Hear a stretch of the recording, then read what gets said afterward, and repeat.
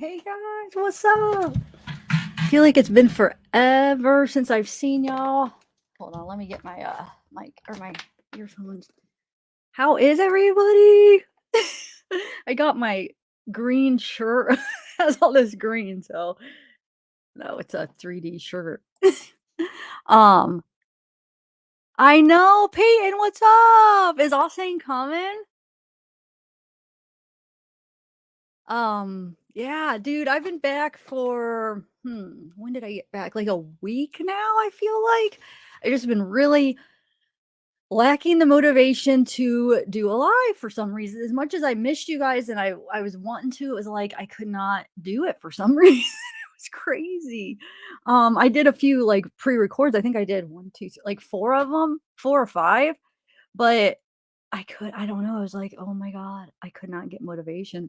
But I was working behind the scenes, so I've been trying to, like, catch up with the, Idaho 4 case because I took, like, what, probably let me think, November is when it happened, December, January I probably took, like, 3, maybe 3 months off. I mean, I the first month or 2, I covered it real heavily, like, all my videos were, the case, and then I think I took the Christmas trip, and then I covered a little bit when I got back, and then I don't know, and then I just like, there wasn't anything new coming out, so I wanted to move on to another case. I didn't realize people were still, like, behind the scenes, just, like, still really into it, and, so now that Letitia's over, all the big trials are over, I went back to it, and, so the last week I've been just kinda, like, trying to catch up on everything that I've missed and going over the affidavit again. I went over that again. I, mapped out everything, so I wanna go over that.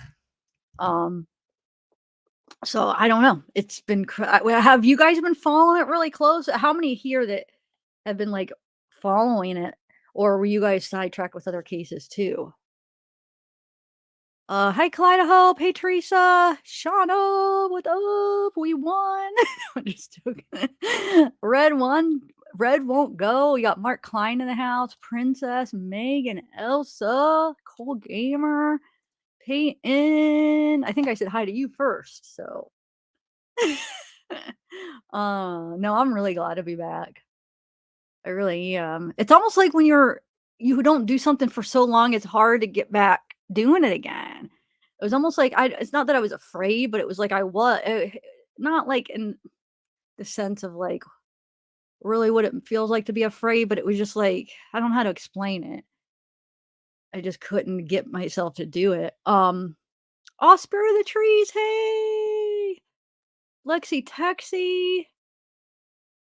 Yeah, that's what I did, and plus, you know what? I feel like it was actually I'm glad I took a break because if I was in it the whole time, this whole time, like, you get clouded, like, you're like, when you take a break and then you go back to things, like, you see things.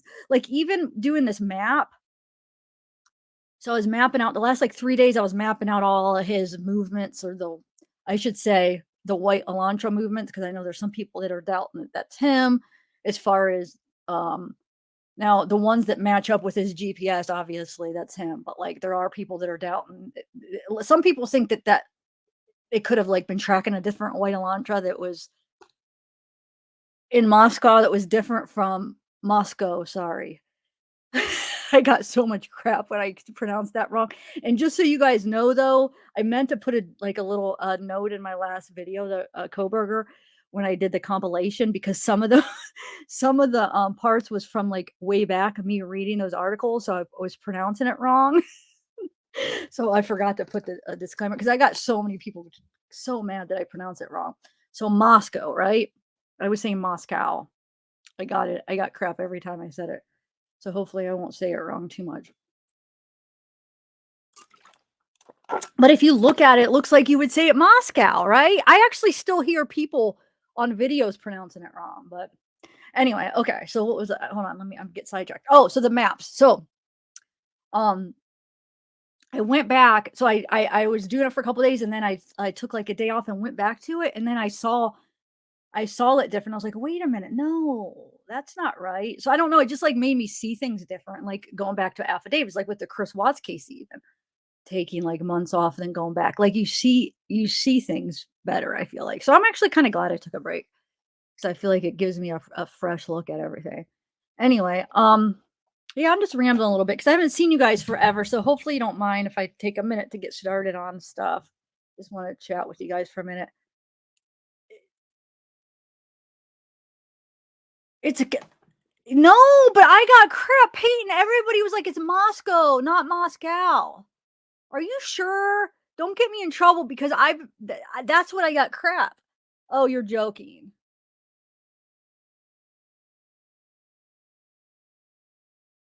It should be Moscow, right? But no, everybody, even locals, and I'm like, you know what? Sometimes though, like local people, like an outside person is gonna pronounce it different, locals pronounce it different. So it's like people giving me crap. I'm like, it's such a slight difference that it was just kind of making me mad that people were getting so mad because Moscow, Moscow, Moscow, Moscow. It's not even that big of a difference, but people, I swear.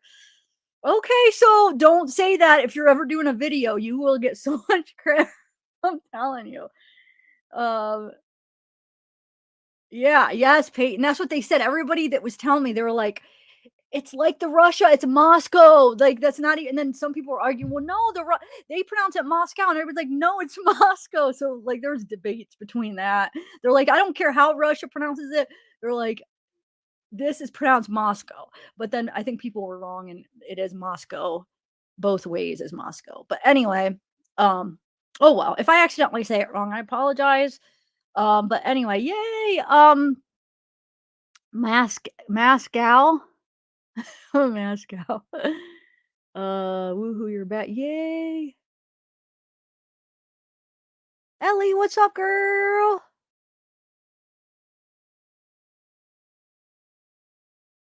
Oh, I have to change some emojis. I forgot to update. I mean, I wanted to update them as when I change cases, I want to update them, and I got so busy. I haven't been doing a good job with updating them because you need so many members to gain one. So I never gain an extra emoji. You need like for every. I'm just guessing. I forget actually how much it is, but I think it even changes. But let's say like, oh, you need 100 more members to get one more emoji. So what I'll do is I'll like alternate them. So like let's say I have like 15 custom emojis, I'll like switch them out. So I'll like replace one with the other. You could do that, but so anyway. Um okay, so hey Tony, hey Jennifer. I know, but Pain. I actually was staying strong for a while where I'm like, I'm not gonna let people tell me how to say it. It's such a slight difference. So I kept saying Moscow on purpose, not on purpose, but basically I didn't try to correct it. And it just naturally I say Moscow, right? So I wasn't gonna try to correct it because some people were like having a hissy fit about it. So I was like, screw it. No, I want to say how it looks. It's supposed to be.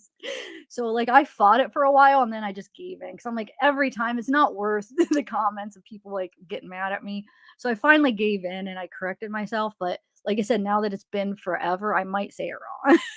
But for a while, I'm like, no, I'm not going to do it because it freaking looks like cow. So I'm not an idiot for thinking that. I'm not a freaking local, so I don't know how locals say it. But to the outsider, it freaking looks like Moscow. Anyway, Law Nerd.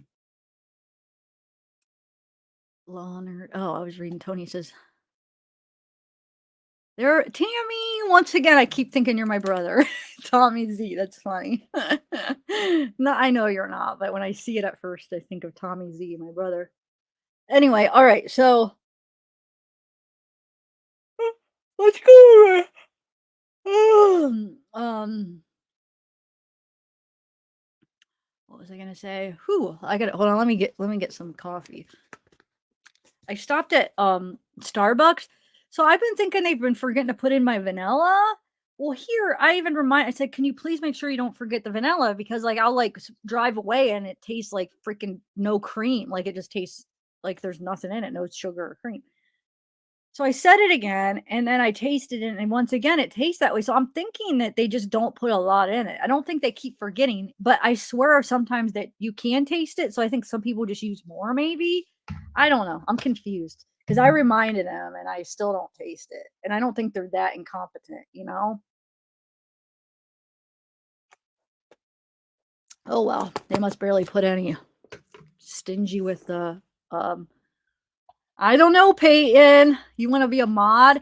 Okay, but I do wanna go over some oh, here, I'll email you because I'm very picky about my mods because I need that. I mean, I'm sure you'll be all right, but I just need them to be very open. And I don't blame people who can't be like that, but like that maybe take stuff personal or like that they have a different opinion. I need somebody to be so open where like they let a lot of things go because I don't like blocking people's opinions, even if they are rude. I don't like blocking people. Nobody should ever really be blocked unless if it's a troll. Like as far as where when you push hide me, that actually permanently blocks them and I say, no, don't ever do that. And if you feel like you have to, bots, there's robots, obviously, the trolls where you know that they're them, and then you can block those. But if you feel like you have to, I want you to screenshot why and email me because that's permanent. So I don't want people to be like blocked out. But as far as like removing comments, that's just like, oh, timeout or removing comments. But I want them to be like very lenient and and make sure that we're not misunderstanding people. Because how many times have I misunderstood somebody and thought they were being mean or thought they were saying something and they weren't? So I'm just very picky because I don't want people to like overly mod and like, you know what I'm saying? I just want you I think it's the more important job of modding for me is to talk to people, but say hi to everybody, make people feel welcome, answer people's questions. So like I try to watch because I've had mods in the past where their main goal is trolls, trolls, trolls. And I'm like, no, that's the least important job in my mod group. I want the mods most important job is to just say hi to people and like, you know what I'm saying? Now, of course, if there are people that do need to be their comments do need to be removed, but like very lean, like make sure it's very you warn them and it's like it really should be removed. So as long as you can follow those rules. Because I know there are a lot of channels that like to like they're more heavily like modded. They want the mods to be more strict. I do not want that. I want people to be able to feel comfortable coming in here, and even if they have like different opinions, or if they're having a bad day, like, oh well, we all have bad days. I don't want them to feel like they're going to be attacked or removed if they just have a bad day and they're just like being kind of mean. But you could kind of see through if people are purposely coming in to be like a jerk, cause trouble on purpose, and there's a lot of the times they are kind of, but like if you just like talk to them a little bit, I say 9 times out of 10 when I talk to somebody, like, it ends up being alright. You know, if they come in here as a jerk and you, like, kinda talk to them, or even in the comments, I'll, like, say something, like, to talk it out with them. Do you know how many times I've had it where they end up apologizing to me? And not even if they don't even need to apologize, but, like or it ends up being cool, like, "Okay, oh, yeah, I understand," or whatever. So, usually you could talk it out, and then sometimes I've gained, like, really good viewers and really good people because they were jerks at first and like I talked to them and now they're fine and they're really good. So, um yeah, so okay. If you could think you could do that, I'm sure you can. Hold on, let me go bring up my YouTube side though. All right, hold on. Yeah, let me bring up my YouTube side so I could rent you because I can't do it from my StreamYard. All right.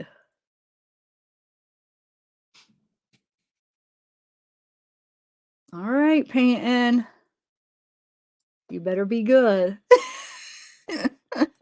No, I'm just yeah, I'm sure you will. Okay. Welcome, Moddy Mod. So we just got wow, 2 mods in the last couple well, Shauna, I almost just called you. When was your last, because you were the last mod I made mod. That was what, like 2, 3 weeks ago, maybe? Alright. And then before that, I don't even know the last one was, like, probably Ellie. I think you were the last one before that. Okay, so oh my god, I keep yawning. Okay, let me go through the map that I put together. Um, I was so, like because I made a couple mistakes at first with the map and, like, I was so, like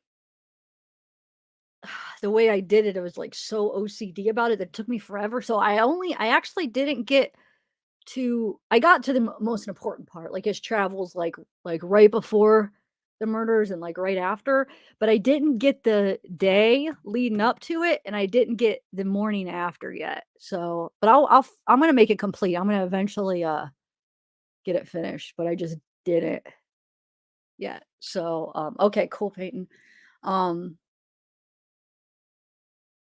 Wait, he's going to die? Why? When I first read that, I, like, almost looked at it like a serious thing at first, and I saw the LOL. It's like, "Wait, he's dying?" No, okay, so because you're a mod, or what do you mean? No, he'll be happy, I'm sure. Where is he? Is he coming? I emailed him. Oh, competition. Alright, hey, Wild Cherry, hey, Poets of My Heart. So okay, so yeah, so I didn't get all of it, so it's not complete, but I got a lot of it done. Um, so let's just go through that first, and then that won't take that long, even though it took me forever to do it. And I know others have done it, but I need to do it myself and, like, see everything because it paints a picture of, like, what happened. And I'm still not sure. Okay, let's do a poll real quick of how many people think, "Oh, I didn't even tell you about my trip, though." We'll do that at the end. I thought I did, but I guess I just went on talking about how where I've been and stuff, as far as I didn't even get to we'll do that at the wind down. Those of you that, wanna hear about how it was, because there's a lot of you that some people just wanna hear about the case, so I'll just say that for the end. Okay, so here, let me get my map out. I keep yawning. Excuse me. Man, Starbucks, I even got 4 shots. They're slacking or something. Okay, so let me share my screen real quick. Man, I haven't been live in like over 2 weeks, guys. It's crazy. Actually, you know what? Let me just share my one. Just gonna share my maps. Okay.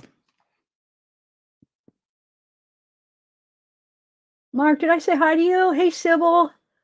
Yeah, I think I said hi to you, Mark, right? Um, Princess. Oh, wait, Princess OPD?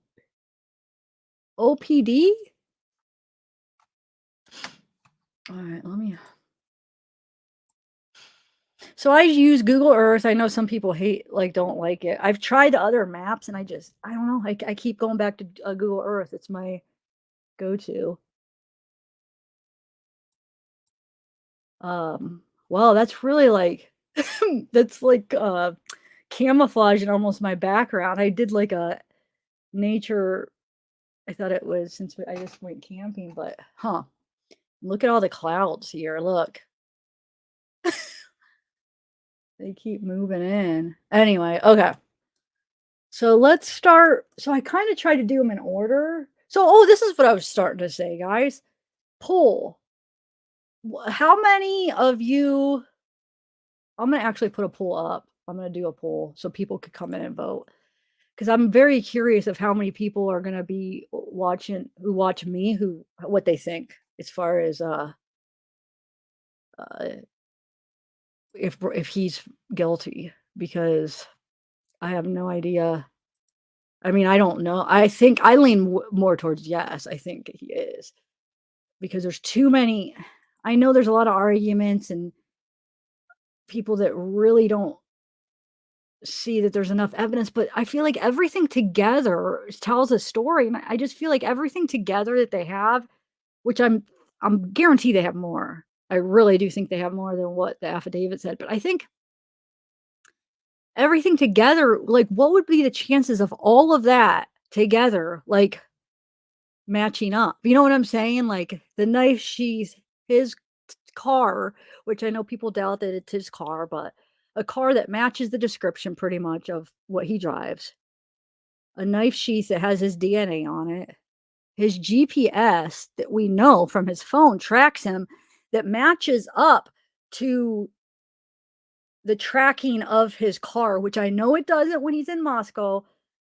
God, I can't even say, when I say that, like, my mouth, it doesn't say that right. Like, I want to say Moscow, Moscow, Moscow. So when he's in Moscow, why doesn't that sound right? Are you sure, guys? Every time I say that, it just sounds weird. Sounds like it should be Moscow. But Moscow. Anyway, so every time, or what was I saying? So when he's there, I know that because he either turned off his phone or whatever he did with his phone, it wasn't tracking. So I know we can't match that with his travels, but we do match the other video sightings of him with his GPS, and it matches up. So what are the chances that this white car that looks to be traveling that same way that, there's a blank spot here in Moscow because the phone's not on, but everything else kind of match well, it does match, not kind, everything else matches up. What are the chances of that? I mean, I know there still is a chance that no, but God, I think that's just rare. I feel like there's just too much. So then it goes to the point where people say, okay, well, maybe it is his car, and his car was there, but he wasn't the one that did it, or he had help. So I don't know. I'm not like 100%, but I still am leaning way more towards him than not. Comments of my last Bryan video, there is still a lot of people that like think he's completely innocent, which is surprising but I guess, I'm open, but like to be completely innocent, I could like go with maybe he had help, but I think he's a part of it. I really do. There's just too many things that just match up.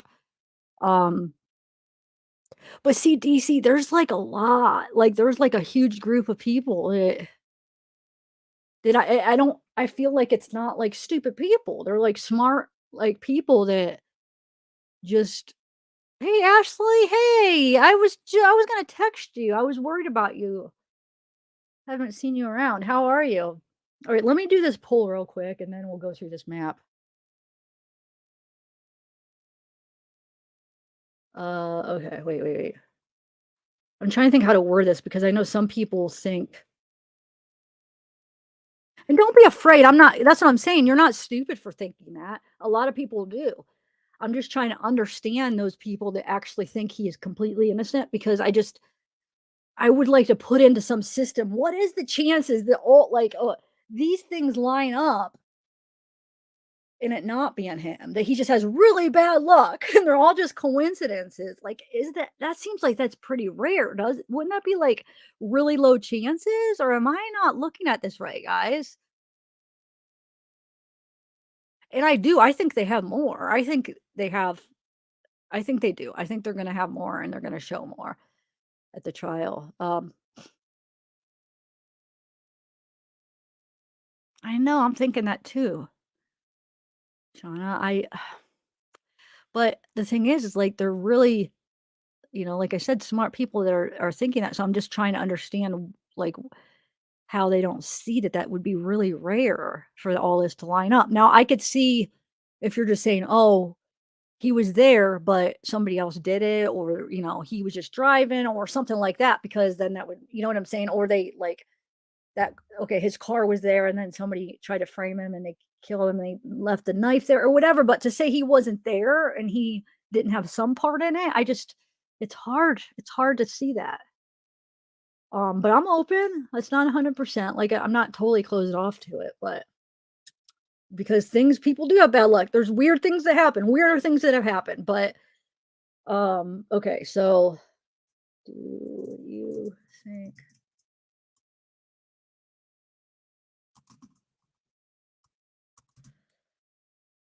oh, you know what? I'll put in 3 different options. I'll put is innocent,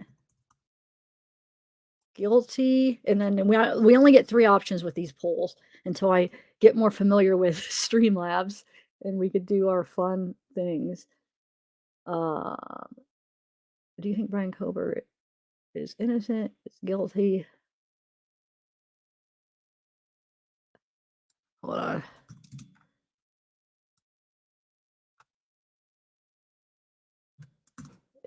Wait, hold on. Is guilty, and then I'll do had help. So for the one that is guilty, use that for see, that's gonna be tricky people coming in, because even if he did have help, he would still be guilty. But hopefully they'll see that third option is had help would mean guilty. Oh wait, is guilty and did it by himself. Oh, you know what? I'll just put did it by himself. Uh,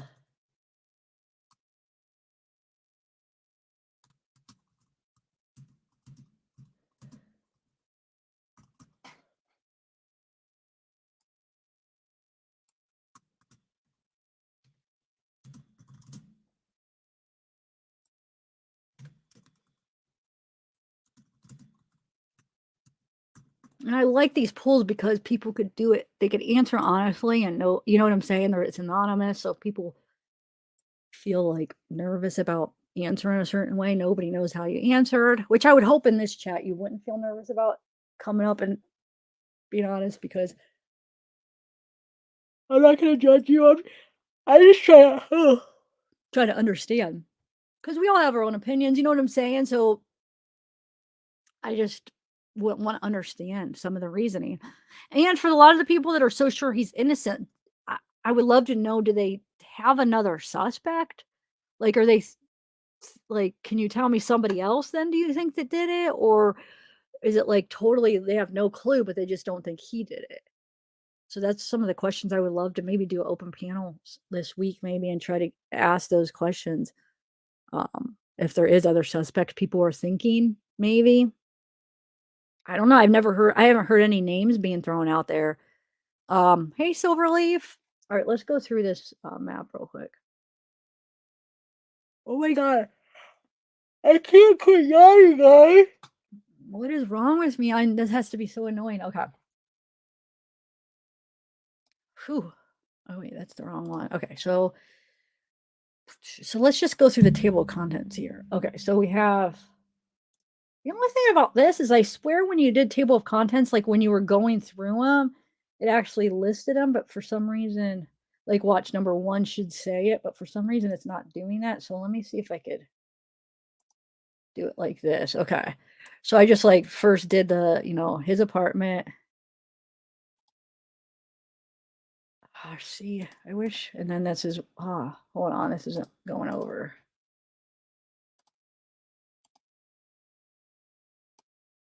Okay. Yeah, I don't like, maybe I am going to have to find a new one because, okay. So we have 244. So this is where his first, at least from the affidavit,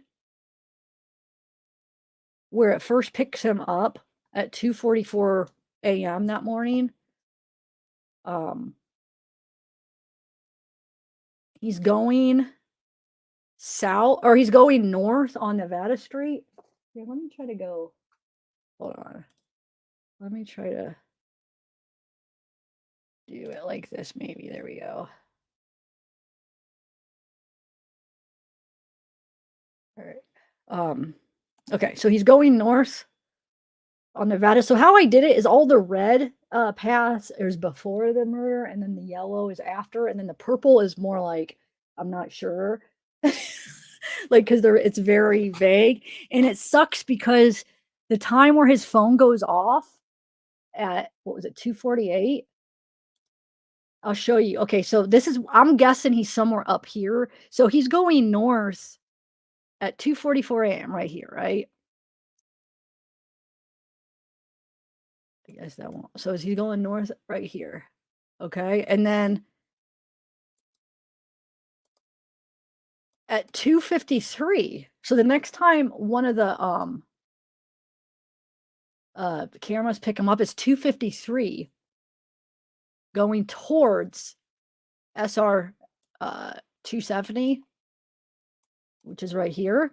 But between 2:44 and 2:53, we know something happens. At 2:48 is when his phone turns off.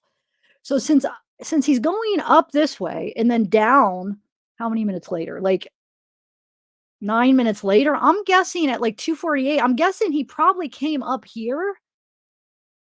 Is the only thing I could guess. I could be wrong because we don't know, but I'm guessing like since he's heading north here, northbound on Nevada Street, I'm guessing he probably came up here some for some reason. Maybe he pulled in the parking lot. I don't know. He had 9 minutes. Who knows? I guess he could have been anywhere. But then we know at 2:53 he's right here again, like going towards SR 20 or 270 where he gets on the highway.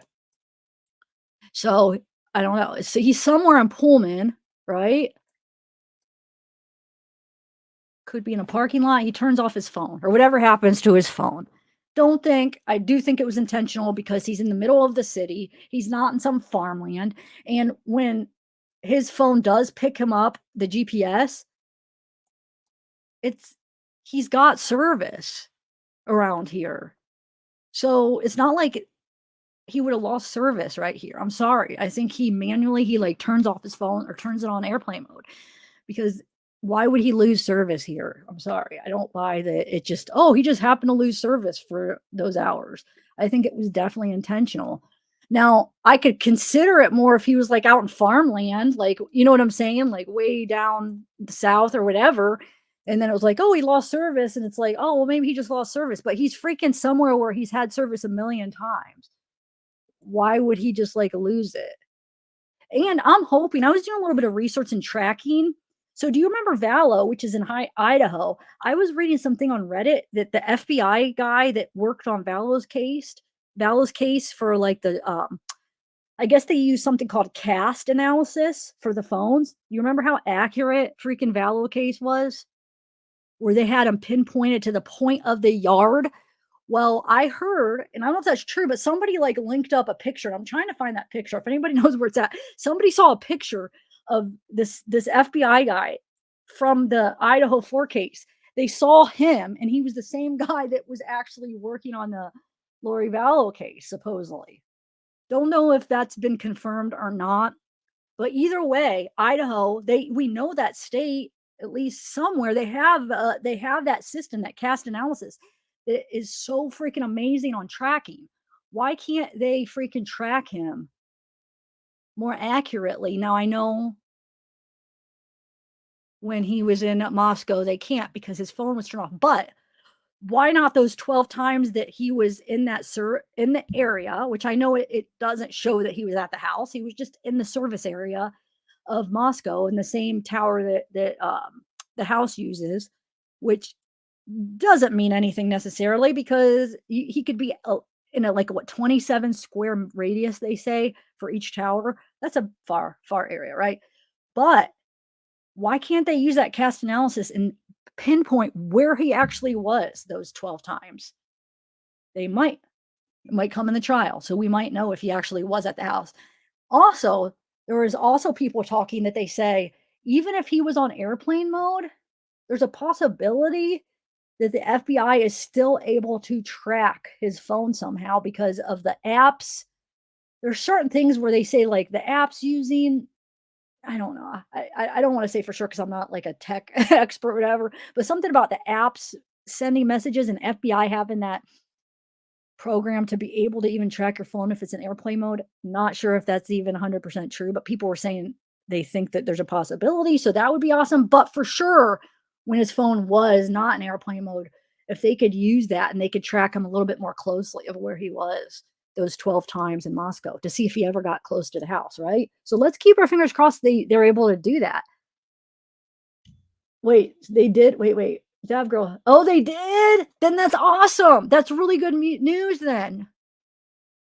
Good. I was hoping because Idaho, it's the same. You know what I'm saying? Like I was hoping that they would be able to use it, which I wish they would have just used it in the Watts case to end the whole NK dilemma. But like some freaking counties, they don't have the same like programs and equipment. I feel like I don't know why they wouldn't invest in that, like when there's a big murder, or maybe borrow somebody else, like borrow another counties or something. When there's like a freaking big murder case, you would think they would get whatever they need to freaking get that information. But since it's the same as state as the Vallow case, I was hoping that they were able to get it. That's awesome. So they probably will be able to. Um, I'm talking about those 12 times that he was in that area, 27-mile radius of the area, just to see where he was.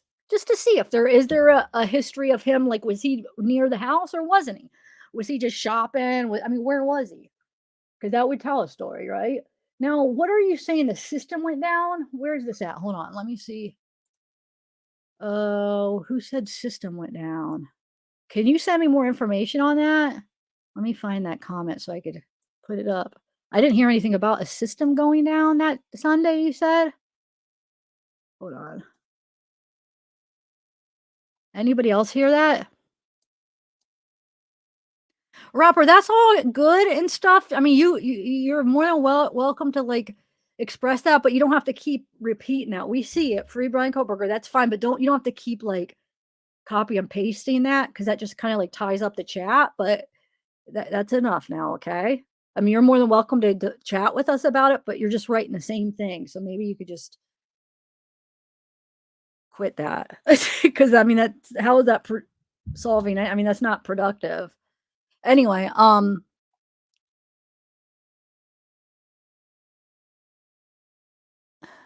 what do you mean by went down, though? Are you saying that that's the reason why his phone didn't report? But you gotta remember, it stopped in when he was still in Pullman. So you're saying both systems went down? I don't know. I'm a little bit confused what you're insinuating here. Let me I can't find your freaking comment now. Where is it? Yeah, and what about the thing where his sister said he was wearing gloves and how he hid the trash in his neighbor's trash and how he's wearing gloves, cleaning out his car, like things like that. How do the people think he's completely innocent? Why was he doing that? I guess his family said that wasn't what he normally did, so you can't say, "Oh, he's just OCD, that's what he normally does," because supposedly she said, "No, that was different than his normal behavior." So what would that mean? Why is he trying to hide you know what I'm saying? Like, you have to take it all together. All the facts of who he was and what he did and, like, how that's kinda weird. So you have his knife sheath, you have him acting strange, wearing gloves, hiding trash. You have a car that looks similar to his being tracked. It looks like he made a trip out there and that he turned off his phone for those couple hours because it didn't track. You have, what else? His interest in criminology. So if anybody was able to pull this off without leaving a ton of DNA, and as much as he made one little mistake, he did pretty good. If this is him, so actually, I'm gonna quote somebody from Reddit. He worded it perfect, and he said I could use his wording. Hold on a second, because I'm not good at sometimes wording things, but there's a couple people on Reddit that worded things exactly how I try to say things, but it never comes out right because I suck at English. But, like, as far "Oh, Maui girl, what's up?" As far as, oh my god, I'm losing my thought. Hold on a second. I'm sorry. I do have a little bit of, ADD, I admit it. Not diagnosed, but I feel like it seems like I do because I lose my train of thought really easily. And I know you guys see it, but, let's go to the map and I'll get back to all that because I did lose my thought process right there. I apologize. I can't help it sometimes. Okay, so let's go back to the map and then we'll talk about more our thoughts. Um, yeah, that's awesome, Harlot, that they use the cast. So that's very hopeful that they have a lot more details. And it makes me wonder. Well, no, no, no, because they did the arrest affidavit before they arrested him. So then when they arrest him, they have his phone. So they're able to get his phone, right? After so then they're able to even get more information because they have his stuff. So I'm just wondering as far as the cast analysis, that would have been done after the arrest, right? I'm just trying to think though, because like when they write the arrest affidavit for them to say, "Oh, the 12 times, they're insinuating that he maybe was stalking them." Now, is that coming from some kind of knowledge? Did they already have, like, specifics on that, or did they just hope that they would be able to find something like that, and hopefully that was the story, and then afterwards, they were able to look it up? Do you guys following me? So I'm just curious what order, but I'm thinking it probably came after, huh? It probably just, "Okay, this could tell the story, maybe he was supposedly, in that radius where he could have been at the house." They don't know, but, they're writing the affidavit, so they gotta make it look convincing, right? And then afterwards, they get his phone and do the analysis maybe? Before oh! Wait, the cast is in there? How did I miss that going over it again? Are you sure? They say that in their arrest, in the hold on a second. After they got his phone yeah, that's what I was thinking, because I would think that they might have had to have it to do the cast.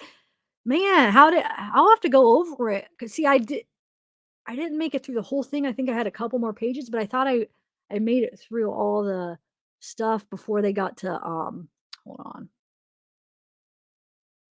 it's page 16. Okay, hold on, I have the affidavit up because I was looking through it. Let's see real quick, and then we'll get back to the map. I'm sorry, guys. Uh, hold on.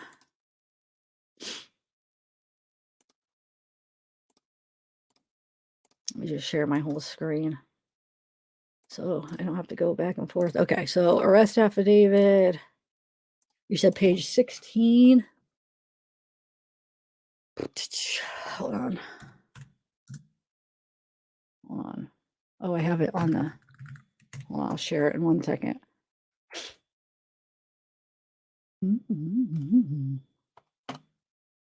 Why does it keep going backwards? Okay, 16. So I have. Hold on a second, because I have the two. God.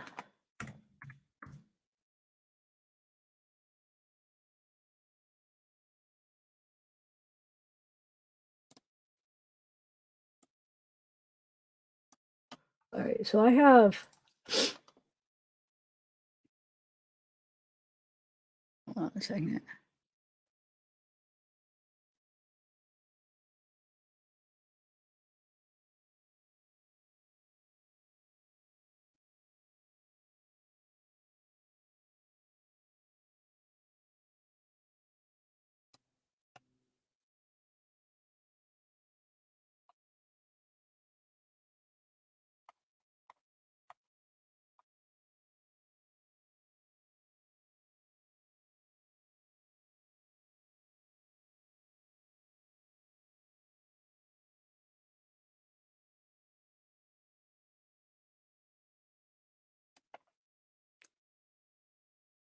Watch, I have it highlighted. I missed it. But I was just trying to map out everything, so I guess I could have missed it. Let's see. Because this has all the stuff before, so 16 probably isn't going to match up. That's why I'm just kind of trying to count.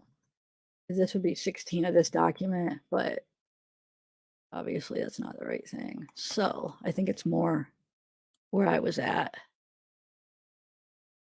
Well, I should have just stayed there. Why did I? Okay, let's see. We can look at it later. But that's awesome. Hey, that's good news. I hope you're right. But either way, even if we find out it's not in here, doesn't mean they didn't do it, because I could see them have doing it afterwards too. Because after they get his phone and get his stuff. So even if it isn't some reason in here, does not mean that they didn't do it. I bet you they did. For a case like this, they better invest in whatever they need to do it then if they don't have the stuff. But we know Idaho, at least the state, because has it because of the Vallow case. Here it is. You're right. Look, and I didn't even highlighted it. Okay. Members of the cast are certified people. Wait. After receiving this information, consult an FBI agent. You know what? Does it have his name? Because let's see if it is the guy that worked on Vallows. Because I was freaking impressed how they did it. I didn't even realize they could get that accurate in a case. I think we all were kind of amazed when they pinpointed where at in freaking Chad Daybell's yard that matched up with where they were buried, of where Alex was there. They had it so freaking accurate. We were all just I think we were all coming off of the Watts case where they couldn't even or they didn't do it with NK, and we're trying to do our own research, and then we see that and we're like, holy crap, dude. You can get really accurate information. Very impressive, guys. So I am very if they okay, if this is saying they did that ahead of time, then I think them saying that those 12 times, if they insinuated, I want to see their wording, how they worded it. But if they're insinuating that they he was stalking them, they probably do know his exact locations, right? If they did it cast, let's see. I'm sorry, I'm just like kind of really excited now. I was like hoping that they did it, and how did I miss this? Okay. CSLI and I required to pass extensive training, cast as well completion. Okay. Okay, yes. So they did it. Okay, so it says from information provided cast by cast, I was able to determine estimated locations. Oh, see, it just says from November 12th to 13th. What about the time before? I want to know those 12 times before. I think that would have been really important too, to just kind of get a history of if he was stalking them. Wonder so right now they're just saying for the 12th and 13th. Um,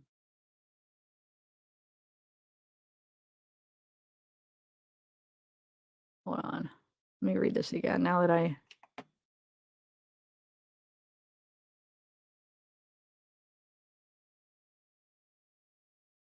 So yeah, I mean that's how they were tracking him for the stuff that they said he was moving that day. But why didn't they get specific on that time those 12 times before? Unless if I missed it in the affidavit, but did they get that specific for those? As far as in this? Or did they probably didn't feel like they had to, at least for the arrest stuff? You know what I'm saying? They probably maybe they have it, but they didn't feel like they had to put it all in this, right? Just enough to get the probable cause, right? Let's see. I want to see the time. Okay, we'll go through this in a minute. Let's go through the map and then I'll look for um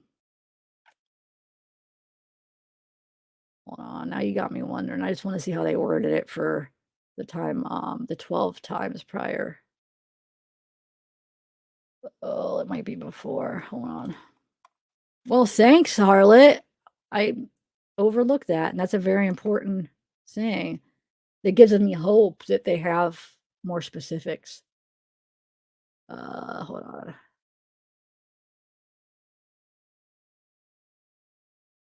I'm trying. Does anybody know what page where they talk about him visiting the area 12 times prior?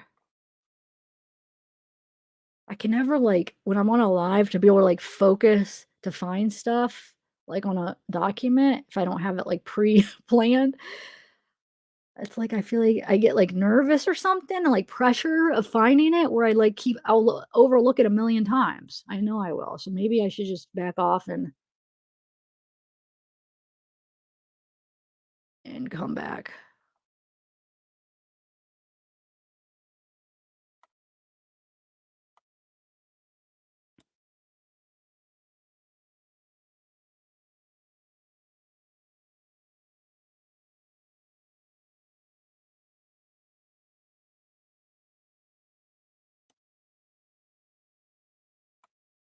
All right. So let's oh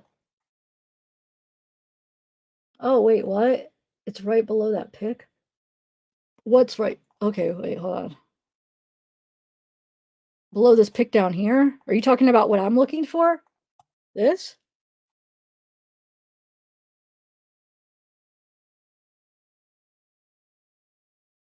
Oh, okay, here we go. All right, no, that's not it.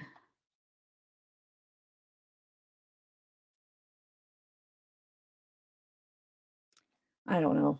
I'll come back.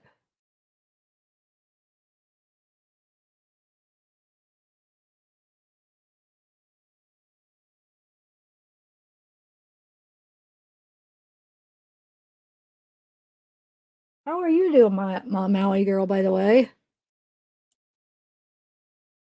It's nice to see ya. All right, let's God, this is gonna bug me because I want to see how they worded it. It's gonna be yeah, it's definitely below this. I think it's just real quick. So I'm thinking it's just because it's really quick, they just mention it and they don't go into detail about the 12 prior times. So,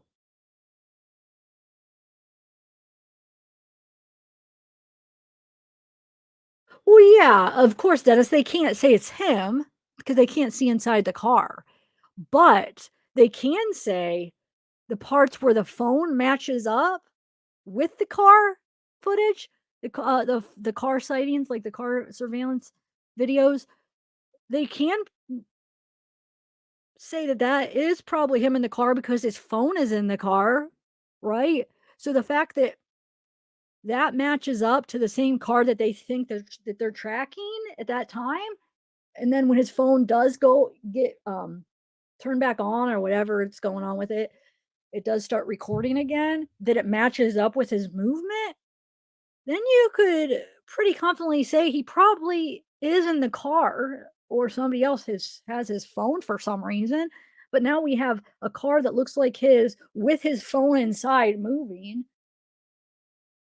So that's what I'm saying. Like, so yeah, you can't track him in Moscow because his phone's turned off, but you track that car that they are tracking. And then when his phone does start recording, it's that same car, at least they think. And I know there's going to be people saying, well, maybe it's not that same car. But I don't know what the chances of this it looking like the same car and it's tracking the same route, it not being him. I mean, I guess it is a possibility that the one is him and the one isn't. But but then I feel like you can confidently say that that's him with the one when his phone turns on. I mean, I can't talk right now. Um, but yeah, yeah, I was going through some of his court documents, like the recent I don't know if it's a recent, I think it was like early May where he's like requesting to get a how's the legal oh, Shauna, you could probably word it better since you know the legal talk. He's requesting here, let me bring it up because I forget how they word it. He's requesting something to yeah. That really tells you guys, right? Hold on a second. Oh my god. Just bear with me, guys. I haven't done a live in a while. I'm a little rusty. All right, so let me bring up.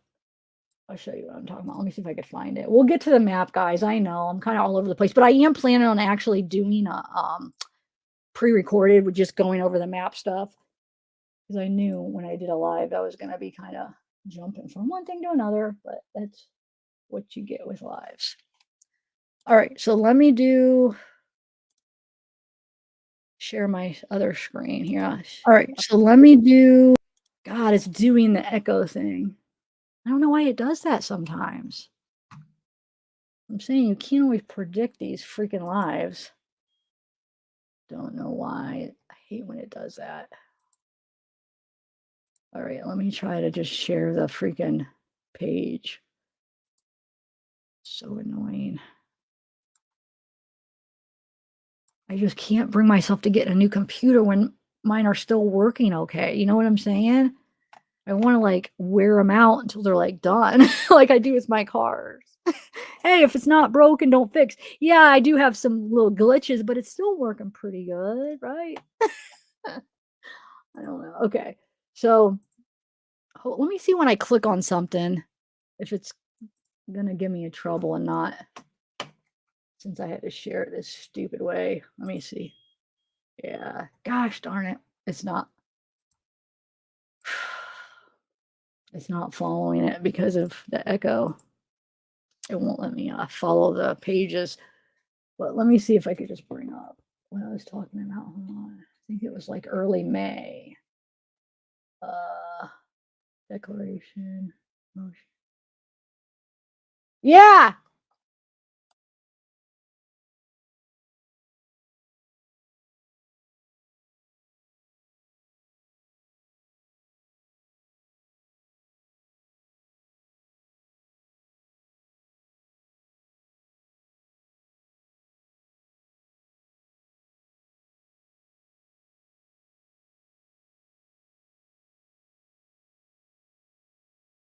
Sorry, I'm talking to my mom real quick. Okay, thanks. All right.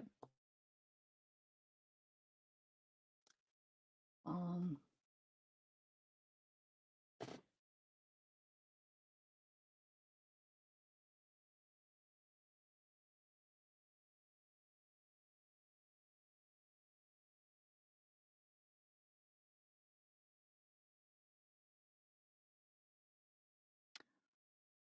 we'll go through it in a minute. I can't. I wasn't planning on covering it, so I don't remember. There's so many court documents. I forget which one it was. Um, he was basically requesting something but he needed to get like the information together. But they said he like did it backwards, where normally it's like, I forget what it's called. Hold on, I got to figure out what it's called for it to make sense. But it's like not. They were worried that they almost had to okay it because it would take away one of his rights or whatever. So it's like he was smart. Like it's almost like he's smart and he knew what he was doing on that. I don't know, I can't find it right now, but I'll go over it later. Let's just go over the map. Okay. Google Earth. Actually, let me write a note so we can. What was the other one we wanted to go over? The Kohberger, this court document, and then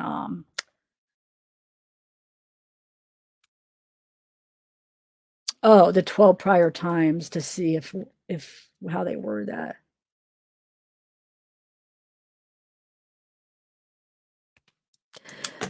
Because maybe they do have that information, but they just didn't want to put it all in the affidavit because they didn't need to. I hope. I mean, you would think you should have been able to get it, right? If they have his phone and they're using Cast. Let's hope, guys. I have faith. I really do, actually. I do think that they have more. Okay, so like I said, he's traveling up here, then he's gone for 9 minutes, but then he comes back down. So I just guessed that he was probably somewhere here when his phone went off, but I guess he could be kind of anywhere. But what if he just like pulled into this parking lot and try to like figure out okay his route he was gonna take and whatever. All right, so number 5 is um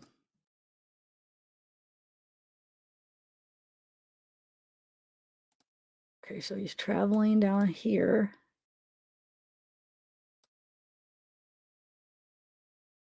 So they didn't say for sure, and if it did come out and I'm just not aware since I haven't been following it, I'm trying to play catch up.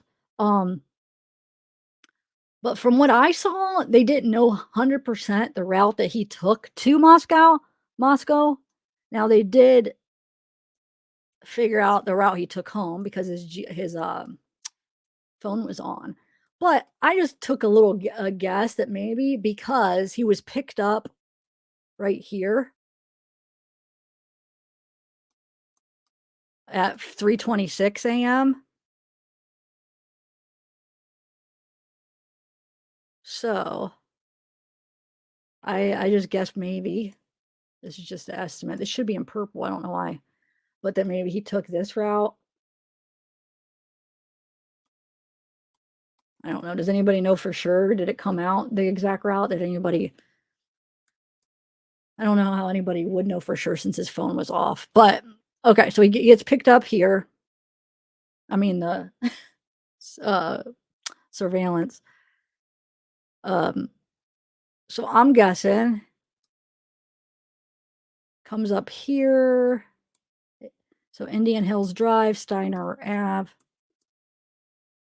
So there's 2 possible routes he took to the house. So he could have either went around here or around here. So I don't know which one he took from here.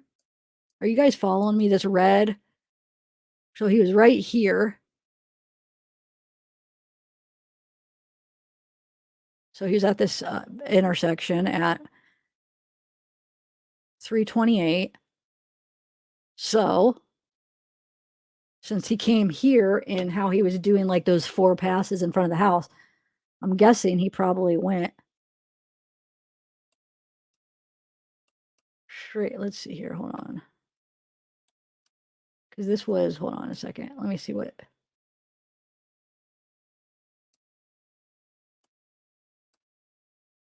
Let me zoom in. Okay. Oh, that's because I'm on table and contents. Hold on a second. Let me just go back. Okay.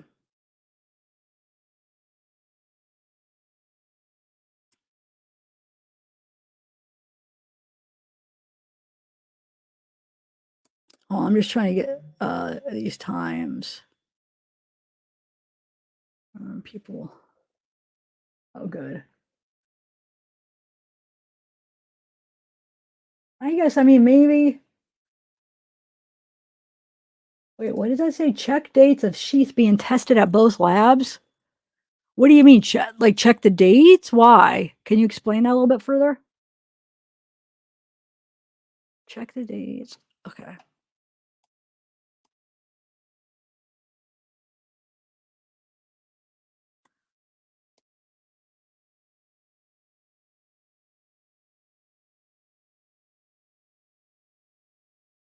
So, okay. So, it says 3 passes in front of the house at 3:29 a.m. So that's why I'm guessing he went straight to the house. So like I said, either the blue route or the green route to the house. And then he does 3 passes, turns around in front of the queen's apartment right here. Oh, you do? Sorry, Tammy. Yeah, YouTube has been lately. The last few lives, I think they're doing something different with the ads or something. It must be different because I've gotten a lot of people that have commented on it. So I don't know why it's different for you guys. I think they did. I'm trying to think they did do an update. There was something because I remember when you guys mentioned it like a few weeks ago, there was some kind of something I got an email about it, about an update. So it might be because of the update.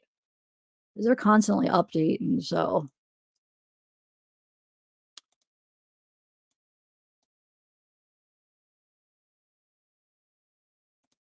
okay, hold on. I want to go back to the table of contents so I could go in order.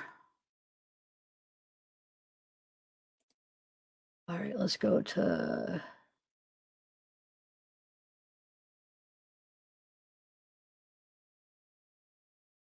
329.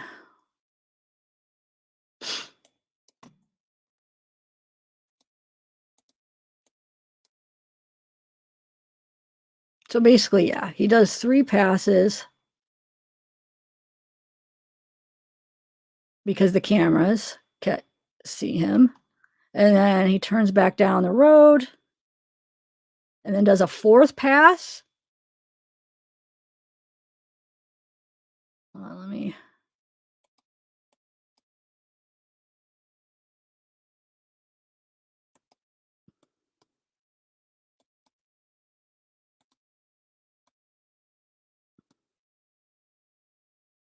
Hold on a second.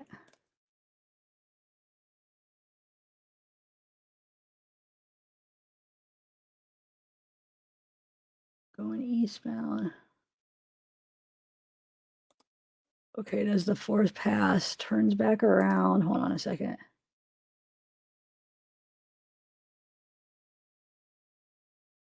Road westbound. Yeah, so on the 4th pass, he goes, then turns around.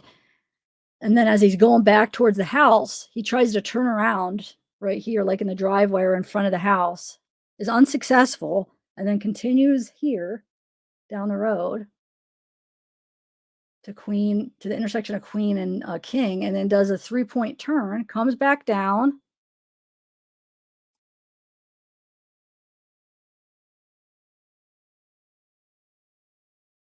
And then unsuccessfully tries to park in front of the King Road house. Oh, wait, never mind. I said that backwards. Sorry. Yeah, no, heads back down. Sorry. So he unsuccessfully tries to park and then turns back down.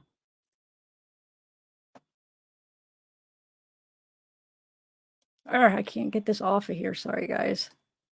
I thought this was gonna go a little bit smoother from thing to thing. I thought it was like gonna like do it. So there have to be a way where it is there a way like it will take you maybe on the whole path? I wish it was because I have it all mapped out in order where if I could get it to like give you like a first person like view, that would be awesome.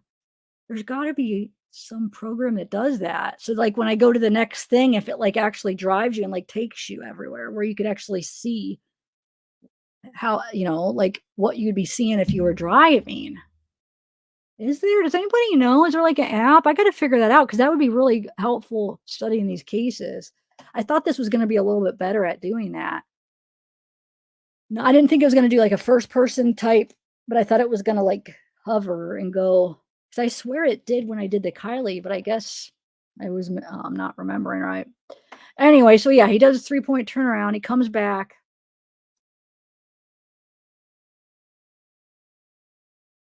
um, yeah, and then he comes back down. Not sure where does it I couldn't find if it says where he parked.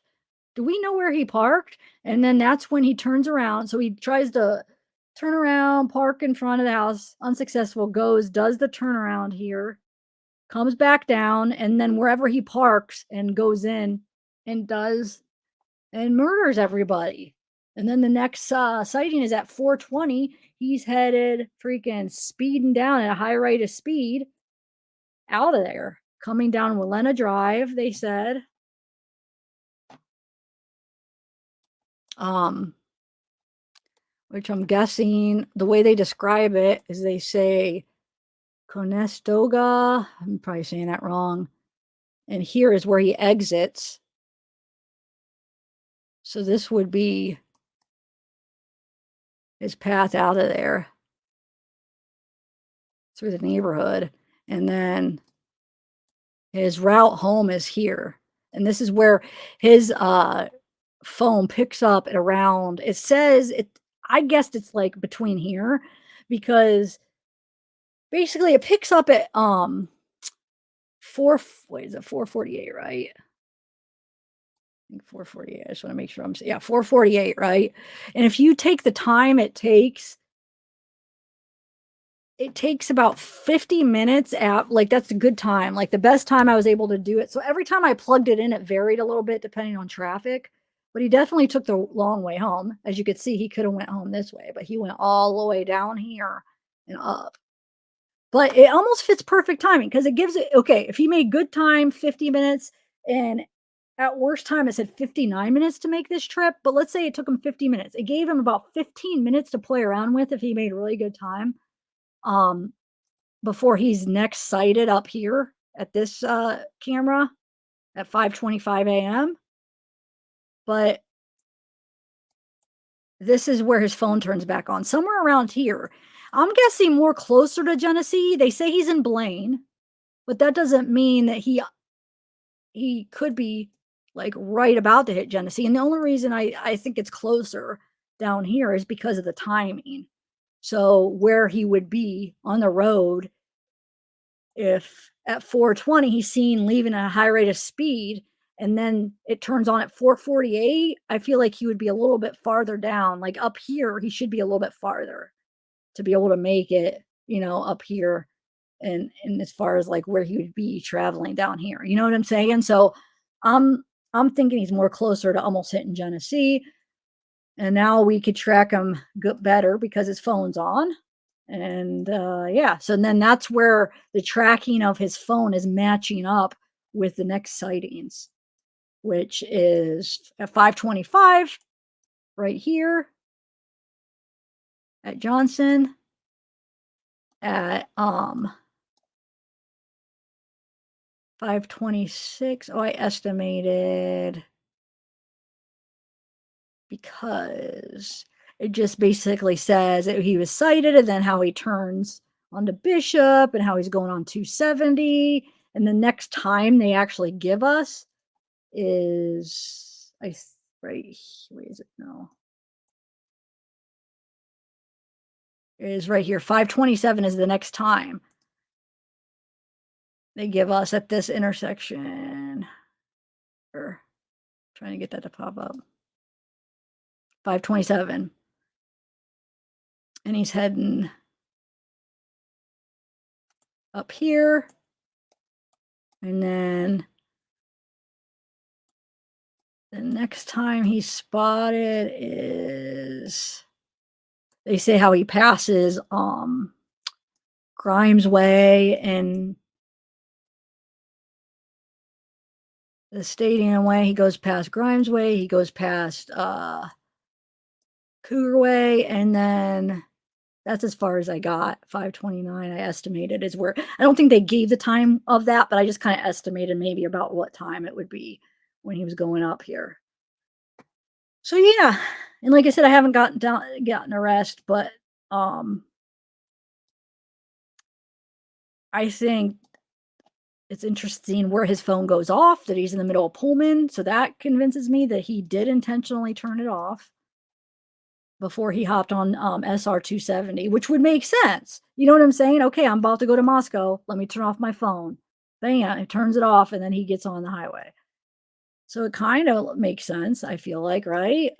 And then not sure why he decided to turn it on so soon. That's another argument people have, is like, well, why would he have turned it back on? Why wouldn't he have waited? Maybe he was getting lost. Maybe he needed directions. I don't know if they could tell if he looked for directions. I mean, who knows? He took a really long, weird way home. Maybe he wanted the directions. Maybe his curiosity was just getting to him. He wanted to know if there was anything going on, any word of anything. Maybe he thought, you know what? I I just committed the perfect crime. Didn't maybe he didn't realize he left his sheath at that time, and he thought, "You know what? They're not gonna track it back to me. I have no connection with these people. There's no way they're gonna be able to find me. I didn't leave any blood," because I think he really did a good job at, like, I think what he did was he probably took all his clothes off and put it in a bag before he got in his car. If there's no blood in his car, he probably just planned it out pretty good where, so he's probably maybe confident that he could turn it on there. Who knows? I don't know why he turned it on there, um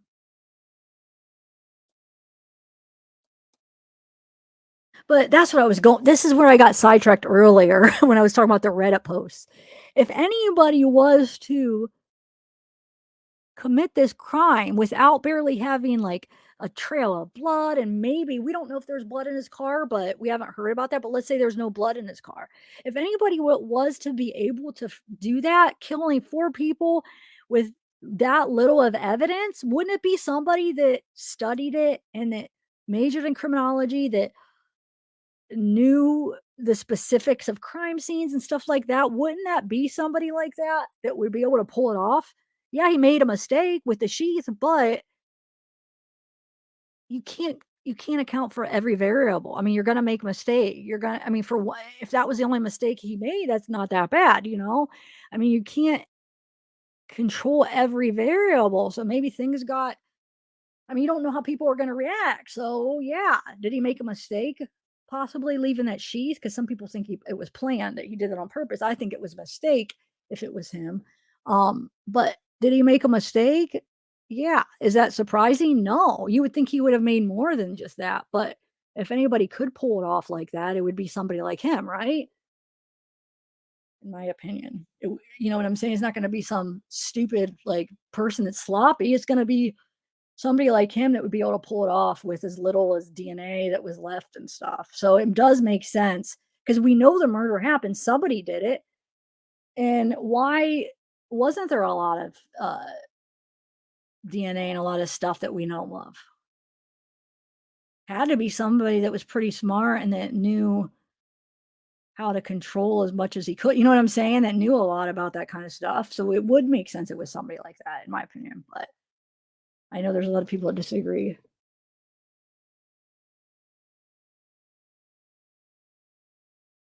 No, I don't think he left it on purpose too, but I mean, I know there has been people that are like, "Oh, maybe he left it," but no, I think he screwed up, and I think he probably maybe didn't realize it until who knows when, and then I wonder if when he came back to the area, the vicinity of the Moscow, tower, cell tower.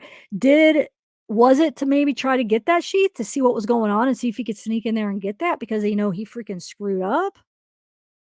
And maybe, they fought and one of them knocked it out of his hands. It was dark. Maybe he was aware of it at the time. It was dark. He couldn't find it. He knew he had to get out of there. But I think more he didn't realize me. Well, I guess he probably would have because where would he have put the knife? Who knows? Maybe he had a different spot for it. I don't know. But, things happen if they were fighting him off or he tripped. I mean, who knows? It just dropped.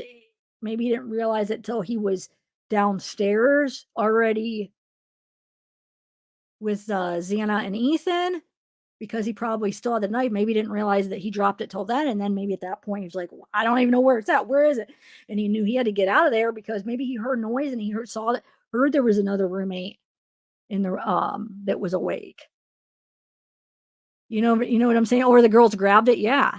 Um, and by that time, he probably just realized because I wouldn't even think it would be that weird as if he did hear somebody else awake, Dylan, and instead of trying to kill her too, he just wanted to get out of there because you know what I'm saying? I mean, the longer he stays, the higher chances of him being caught, or maybe he didn't even hear her, but he didn't want to go back upstairs. And I mean, who knows? How many of you do you guys think he was aware while he was still at the house that he didn't have the sheaths? Would it be weird if he wasn't aware, or would he have had to been aware considering the knife if the knife belonged with that sheath? Because he wouldn't have it to put it back in, or was he not planning on putting it back in there? There's a lot of questions. I have no idea. Oh, Shane, what up? What up? Oh, please be kind of rewind. What's up? Yeah, maybe. That's another thing, guys. Thank you for bringing up the DoorDash driver. This confuses me so much. So I was going back through the Moscow Post. Remember how they were just posting on their website all the updates and stuff? Here, let me take this down real quick. So I was going back through the post because I was seeing videos of people like contemplating if Bryan is the DoorDash driver. And then I remember like the word around the town, at least back when it first happened, is that the DoorDash driver was clear, right? Like people were talking about how, oh no, they cleared him. But I went back through the post. Never does it say he's cleared. Actually, on the part where it says people who we do not believe who are involved, the DoorDash driver is not on that list. Why wouldn't they include him? If they don't think he was involved, he would be on that. They had the grub truck guy, they had the driver that took him home. Why wouldn't he be on the list of people they don't think was involved? He never was cleared.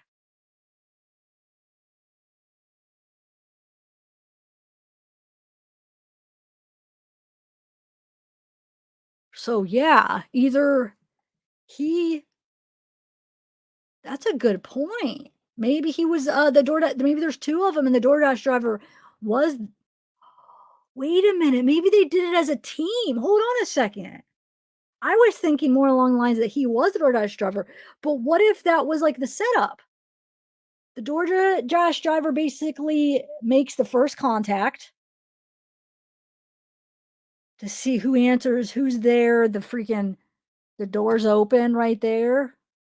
Whether I'm trying to think if there's a chance that like when they open the door to get the DoorDash, they just like come in, but they might not have needed to do that because from what we hear, they probably weren't that good at locking their doors at that house anyway. So, but it could have been just kind of a setup where they worked as a team.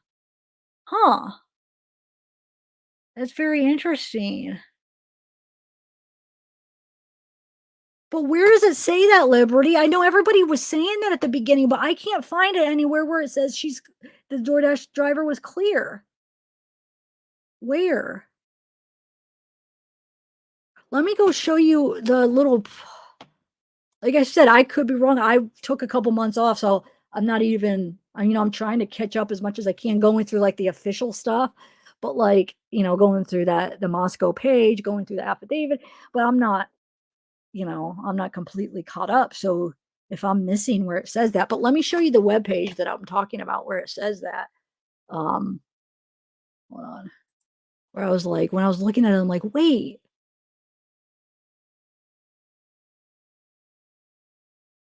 hold on one second. Let me ask my mom something.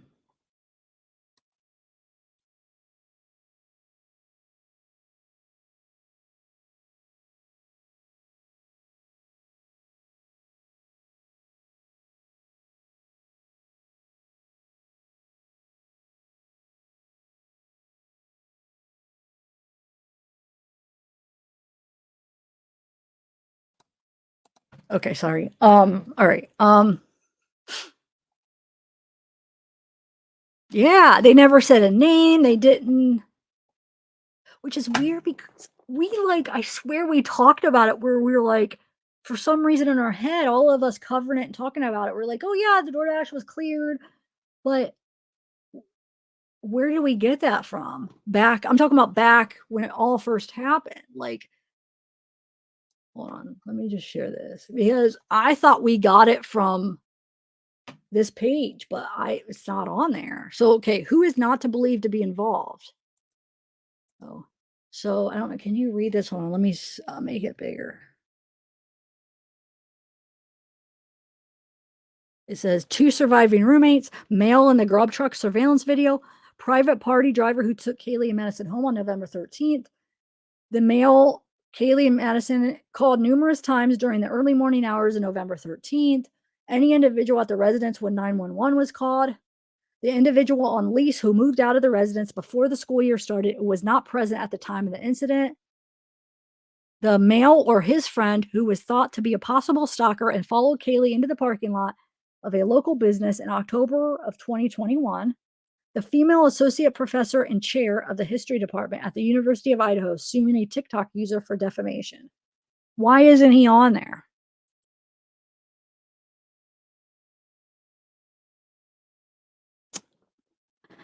What if it was? What if they were worked as a team? I think that makes more sense because, or he could be a DoorDash driver, but I really think I'm wondering if it makes more sense that they worked as a team.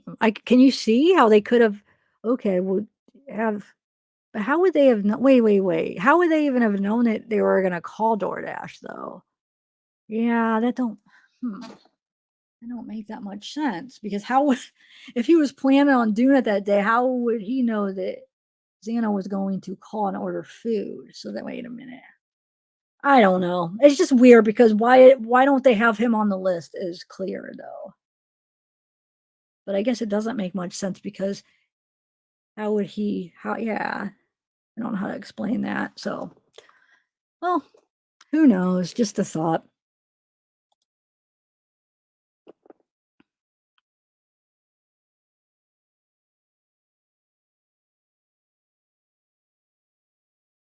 Um,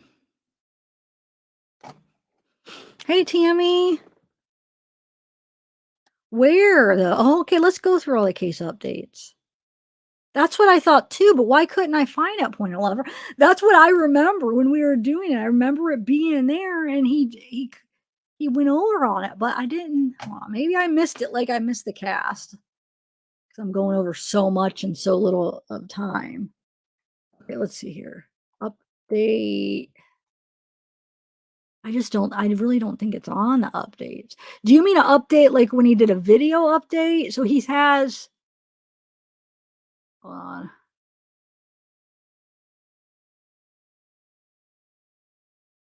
hold on a second.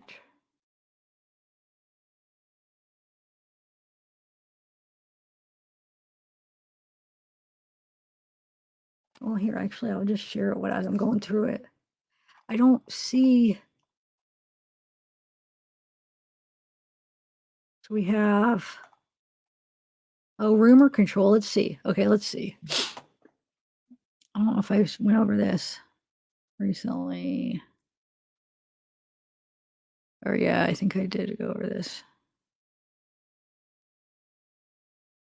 Yeah, never mind. I read this the other day. Okay.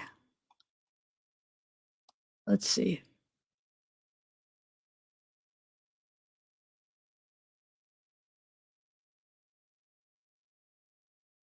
No.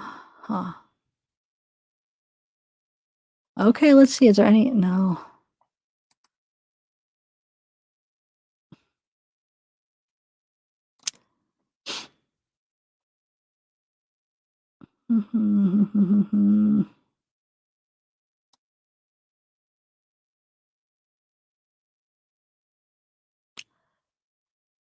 Yeah, it's not in this. Now, I guess the videos we could watch, but I don't what I'm remembering is I feel like in my memory, which I don't know where I'm getting it, but I feel like it was in a written update. But you're saying it's verbal. Okay, people are saying verbal. All right, well, maybe I was. I didn't watch the videos because I was thinking I thought it was a written one, but I haven't watched his videos recently. I watched them when they came out back when they were new, but maybe that's where I was getting it. Because I know in my head I thought that the whole time. Oh, like right away, he was cleared. So like he got the DoorDash was never on my radar because it was like, oh, they cleared him pretty soon, like pretty quick. So it was like, okay, we can look into somebody else. Do you guys want to watch these videos again? What do you think? Let's watch them and see. So are the yeah, all right, yeah. I haven't watched them in a while. Let's do it. Hold on, I gotta reshare though. I gotta reshare it because my stupid computer. That's one reason I kind of want to get a computer because of this glitch I have for sharing, but I don't know if it's worth not just waiting. Computers are expensive and they wear out so freaking quick. I only had this computer a couple of years and I feel like already wore out. Poor guy. Poor computer. All right, hold on. Let me try to do it. See if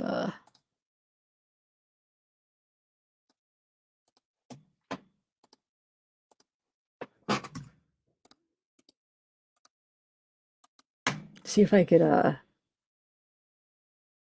come back in to this and see if I could share.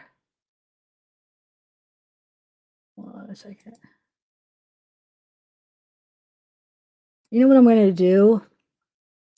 I'm going to actually restart this other computer. So let's just chat about some other things. I'll go over some of the Reddit posts. I'm going to restart this computer and see if I could do the sharing on this without it echoing. I think if I restart it, it might, hopefully it'll work. Because most of the times it works. It's probably like 30 or 40% of the time it does that echo. So I guess that's probably still a lot. All right. We're gonna update and restart. Okay, so let me say who's in chat while we're waiting. So wait, I keep seeing this name and I want to try to pronounce it. Must a go to wait, must got lost. Oh, must have got lost. That's like if you just look at that, it almost sounds like it's like must have got like to sound it out as like one word. But I know from prior experience that a lot of the times I sound so silly, and if you just like take it per word, is usually what they are. Oh, saying what's up? Oh my god! By the way, I'm so sorry about your dog. I don't mean to bring it up, but that broke my heart. Um, Hopefully you don't mind that I brought that I said something. I don't know. I've been watching a lot of dog videos lately. They're so freaking cute. I love dogs. I watched this one video that this person had, and I don't know what the background of this is. Like, if this person actually owns, I would say there was at least 20 dogs all in the living room. I don't know, was she dog sitting or did she own all those dogs? She did this video, you guys might have seen it, where she says something like, um, "Okay, I'm gonna go to the bathroom so you guys don't have to follow me." And then they all get up and follow her. Have you guys has anybody seen that video? I just saw it the other day. But the thing is you could tell that she says the command word. It must be like, "Get up and follow me," because they're all just sitting, and then when she says that little phrase, they all, like, get up, so you could tell it was the phrase, but the way she worded it, it sounded like she was saying, like, "Oh, don't," but they don't hear that before, they just hear that command. But it's so cute. God, I love dogs so much. Yeah, I'll talk about my trip for a minute while we're waiting. Hey, Sheila Sunshine. It was good. It was not quite what I expected. Um, the I swear we saw a picture before we like as we picked so we picked out like the campsite and it looked like secluded and nice, like you felt look like you're like really in nature, which you really are. I mean, the park is very secluded. You get absolutely no service. The road, the hour from the town that we got the Airbnb and the hotel, like to the campsite, it was like the closest city. It was like an hour away, but the drive from there to the freaking campsite was like a roller coaster. It was the funnest freaking drive. It was like you were on a roller coaster. That's what I felt like. I'm like, oh my God, the twists and turns and up and down. It's like, oh my God, I'm on a freaking roller coaster. So that was kind of cool. Um, Wait, oh Jenny, so you talking about the channel I'm talking about? Is that what her channel is called? I love the girl with the dogs? Or what? So are you know what video I'm talking about and what channel then? So are you saying that those are really all of her dogs? I wasn't sure because that was the only video I've seen of her channel. Chopper, thank you for joining. Aw. Okay, my computer has started. Thank you.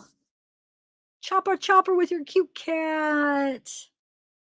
Now you're green. Oh, thank you so much. I appreciate that. Oh, keep it simp. Keep it simp. Hello, goo goo gaga. You're silly. Batman, what's up? It was awesome. It was crazy. Oh my god. I should have took a video. Dang, I should have took a video of a part of it so I could show you like so oh, okay, okay, I see. So no, it wasn't the same channel. I see you're saying it was that channel's relaxing. Relaxing. All right, so I got my let's watch those videos. Do you guys want to watch those updates? That might be kind of interesting. I mean, there's like what? There look like there's like 7 or 8. Haven't freaking watched them since they came out. At least I haven't. There might be something that we see in it that it's just like, what's this? Let's check it out and see. Because I am really interested if he does say that the DoorDash guy, well, I can't talk. Can I talk English? No, not so much. Um, I don't even know what I was just saying. But is my poll still up, guys?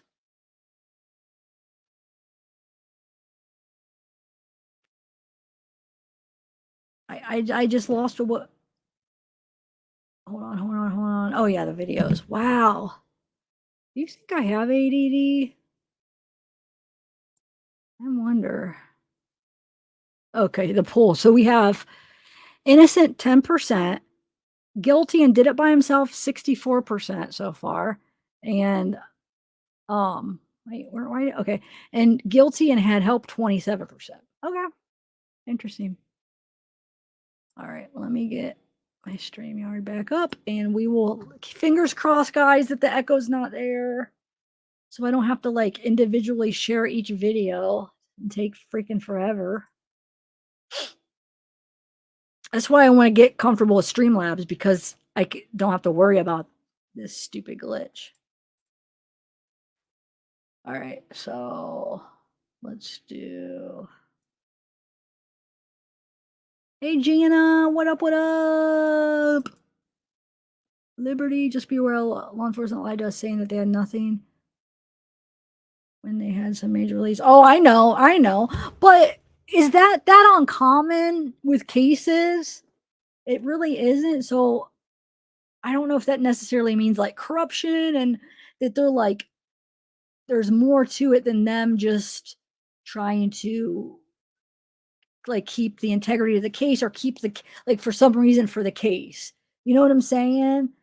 I don't know if it's more to it. I know there's a lot of people that do think that there is more to it, but that's why I said it might be interesting watching these because we might see a lot of that, but keep in mind though, it might not be as sinister as people think. It could just be, you know, not what people are thinking as far as like, oh, they're covering it up or, oh, they know something more. Well, they do know something more. That was a bad example. Oh, they're lying to us for a reason where they're like, I don't know how to word it, but I think you know what I'm trying to say. Or maybe there is. I mean, you just never know. But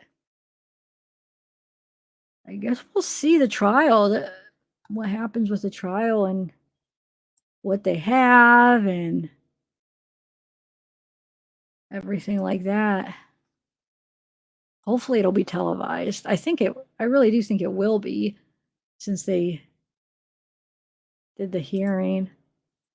I just hope to get a better angle. I mean, come on. I hate that like side angle, same angle. Like hopefully they get like a freaking front view, right? Right before like, well, when I knew that there was going to be a hearing, I was like, please, I hope they have a better angle. And when it came up, I'm like, no, I want to see, I like to like read like body, not that I'm like an expert by any means, but I just like to see the body language, see the face from front on, head on. But all right, hold on. I'm trying to find those videos now. Here.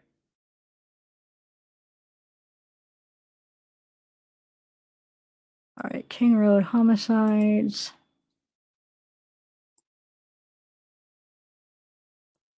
So, got all the press conferences.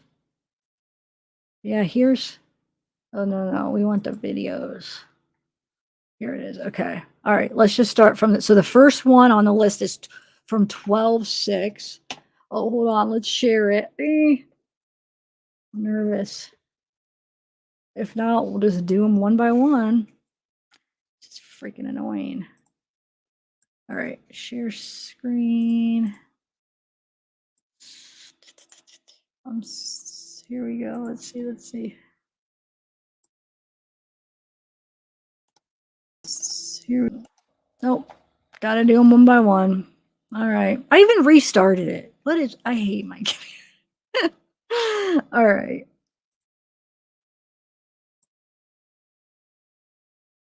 I don't think I even finished my story of I didn't get past the roller coaster road. Oh well. I'll get to it at the end. All right, share. I'm just so excited, I guess. I just haven't. I mean, excited in a way where I haven't seen everybody. So I'm happy to be talking to you guys. All right, let's see if I do this. If it actually, if I click on this, if it follows it. Yes, it is. Okay, good. All right, we're on. No, are you talking to me? No, we finished it, Map. I'm gonna do a pre-recorded where it's gonna be organized, and I'm just gonna like go through it where it's gonna be a lot better than what I just did. But no, I did. That's all I got up to was 5:28 or whatever that morning. I didn't get the day leading up, and then I didn't get the day after yet, so I didn't get it all done. But yeah.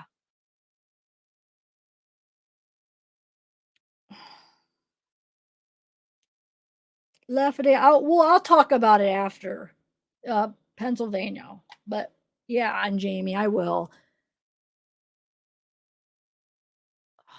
Okay, so let's watch. We'll watch the first one. We'll start watching them. If they get bored, then we'll stop. Oh, but we still wanna. We're trying to find where it says they're clear. Does anybody know which date? All right, let me just push play. So this is 12/6. Describe what is happening at the residence tomorrow. Yeah, tomorrow, me and my command team and other individuals will be going in to box up personal belongings of the people that live there. And we're going to be getting those items back to the families. It's time for us to get those things back that really mean something to those families, and hopefully to help with some of their healing. Why do you personally want to be involved in collecting these possessions? We have a lot of investigators investigating, and I'm not tied into the investigation side of it where I'm physically interviewing people, and it's important to me. It's important for Thanks, us man. as a department to So go in low. and take care of the families and I get don't the know. items for them so that they can have some of those back and some of those memories back that are fond memories. And I'm a Thank you, dad. I Batman. You're understand. I so understand sweet. the meaning behind some of those things. It may be something that we gave one of our children or something, and we're just trying to bring some of that healing. As people learn about this stage of the investigation, what do you want to say about where you're at with the investigation? We're at that point in the investigation where we're still gathering information, we're still gathering tips, we're still gathering evidence, we're still doing everything we need to do. But there also comes a point in time when the family needs to have those belongings back, the ones that we can get them back. They've asked for some of those things back, so we're ready to take care of that for them.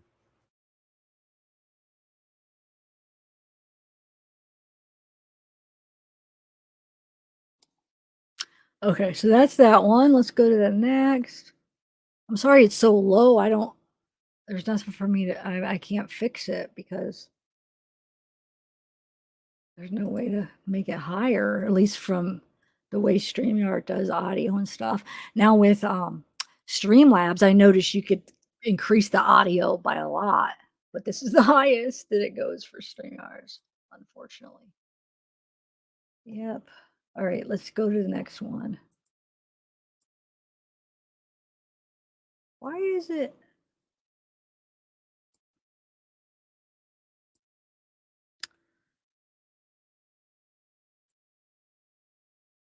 All right, so the next one is 12:8.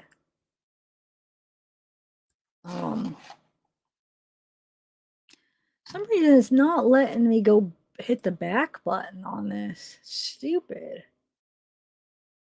Huh. Oh well. All right, so 12:8. Let's do it.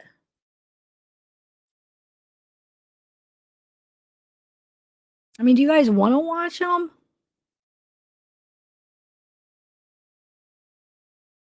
Put a thumbs up if you do, and a thumbs down not if you don't. Because if not, I could just try to find the one like later, or somebody. I'm sure somebody in the chat will know which one that he clears them.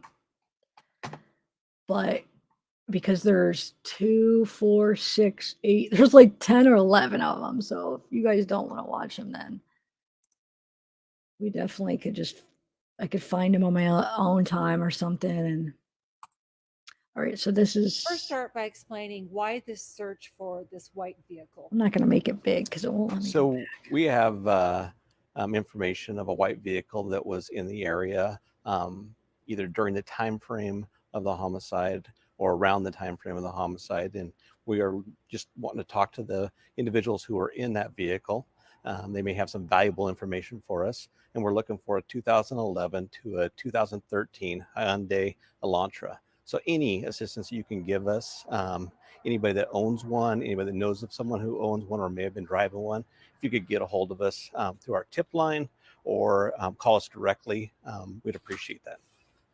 This body cam image and the white car. Is this the white car investigators are looking for? So the body cam image that is out there from an officer who was on a call with the alcohol offense does have a white vehicle in it. This is not the vehicle that we are looking for. So we wanted to clear that up with all news media. And finally, the tip line, the process. What do you want to tell the public about that? So the tip line now will go to an FBI call center. We've done that because we started receiving many tips, and that call center can categorize those, and they can send those tips back to investigators so we can follow up and make sure that we continue with our investigation.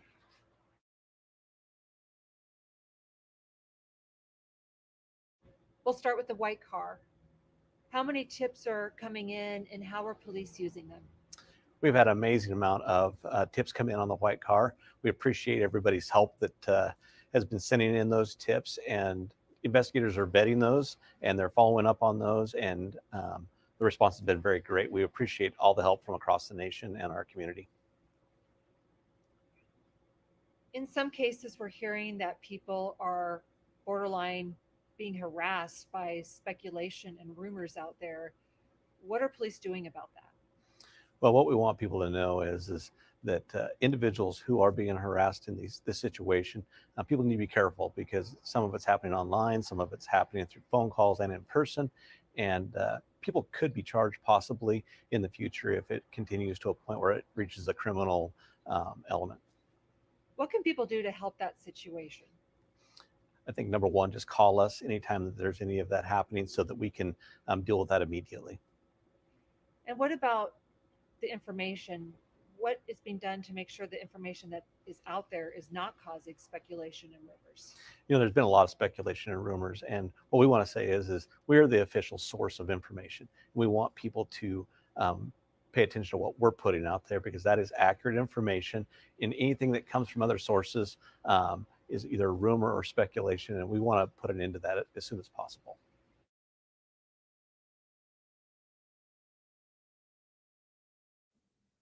Tell us about the weekend. So many people in town. What's happening as far as public safety during this time? This is a very important weekend for the university. It's our commencement weekend, and we're going to have a lot of officers around. We're going to have a lot of Idaho State Police around. You'll see us both at the commencement as well as just around town providing safety. Where are we at in the investigation right now? We're working steady on the investigation still. We're still receiving tips. We're still receiving items in from, down at the lab. Things are continuing. We're still pushing forward, and we're at the normal process of investigation. We're still doing a lot of interviews, and I'm talking to a lot of people. What about the number of people involved at this point? We still have the same amount of staff. Idaho State Patrol, our local Moscow Police Department, detectives, and FBI, not only here locally, but still across our nation, across our state.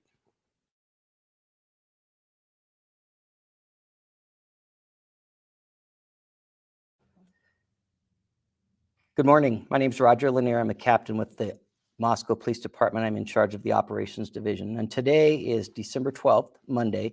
And I want to give you an update on the King Road homicide investigations, at least the information that we have to this point. Over the weekend, investigators still continued to sort through numerous tips, calls, and online tips in regard to this investigation. There's been a lot of questions about the white car that we've been interested in. We're looking for that car because we believe through our investigation that that car was in the area during the time of the murders. And we also believe that the occupant or occupants may have seen something. They may not know they have seen something. So we specifically want to talk to them, and we want to know who they are and what they might know or might be able to contribute to the investigation. Over the weekend, investigators have sorted through and prioritized numerous tips. Some are tips that came in earlier and we've been working on. Other tips are new and are relevant. It's overwhelming sometimes with the amount of information that comes in on these tip lines. So our analysts have spent hours sorting through and trying to come up with the most relevant tips first for the investigators to follow up on. They have re-interviewed some of the folks we've interviewed earlier in this investigation to clarify information.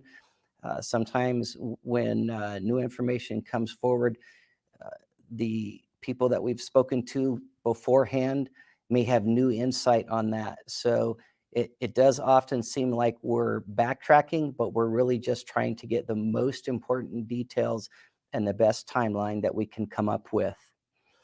We have literally an army of analysts who have been sorting through videos that have been submitted through the FBI.gov Moscow upload site. Those videos are from all over town, gas stations, and specifically the area around King Road. We've been trying to use those videos to garner new information. As you can imagine, there's hours and hours and hours of video, so it does take a lot of time. I want to talk a minute about safety. There's been a lot of speculation about what is the safety to the public right now, or the risk to the public right now.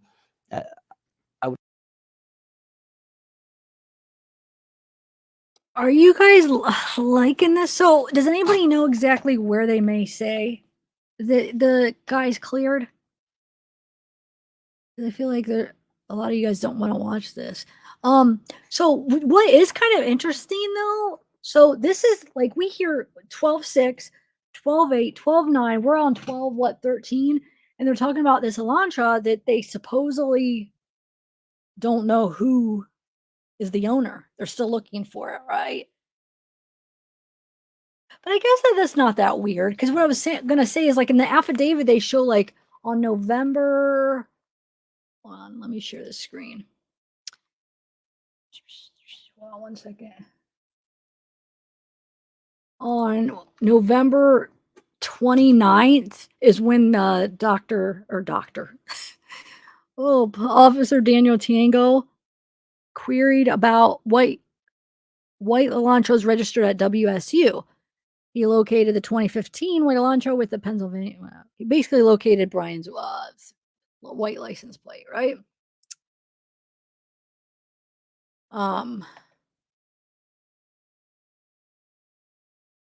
So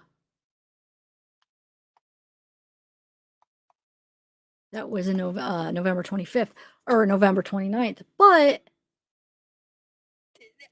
I mean, does that make it? I guess it kind of is good that they kept it open. Like, they didn't just automatically focus on him and he's got to be the guy. It was just an option, and they were still looking for other people that had the car, right? So I guess it's not a bad thing.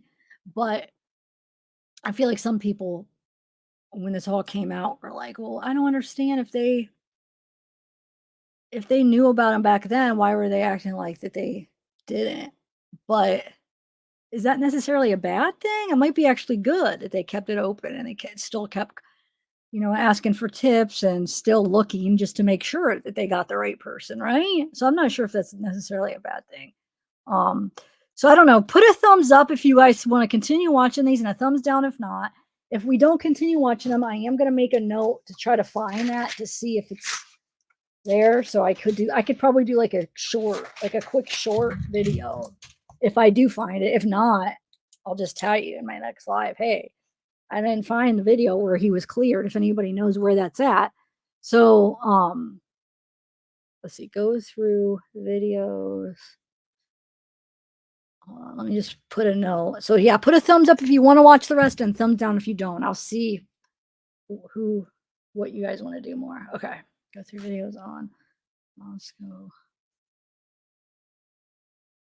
Find.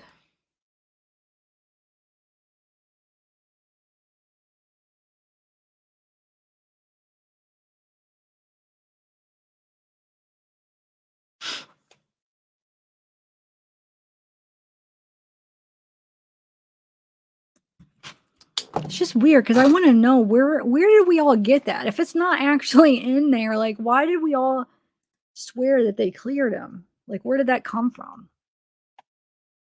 Oh,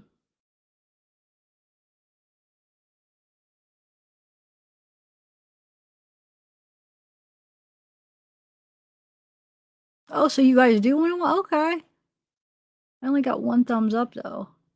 All right, we'll continue watching then. I wasn't sure. Sometimes I'm like worried, like, oh wait, are you being bored? Okay, so let me push play. I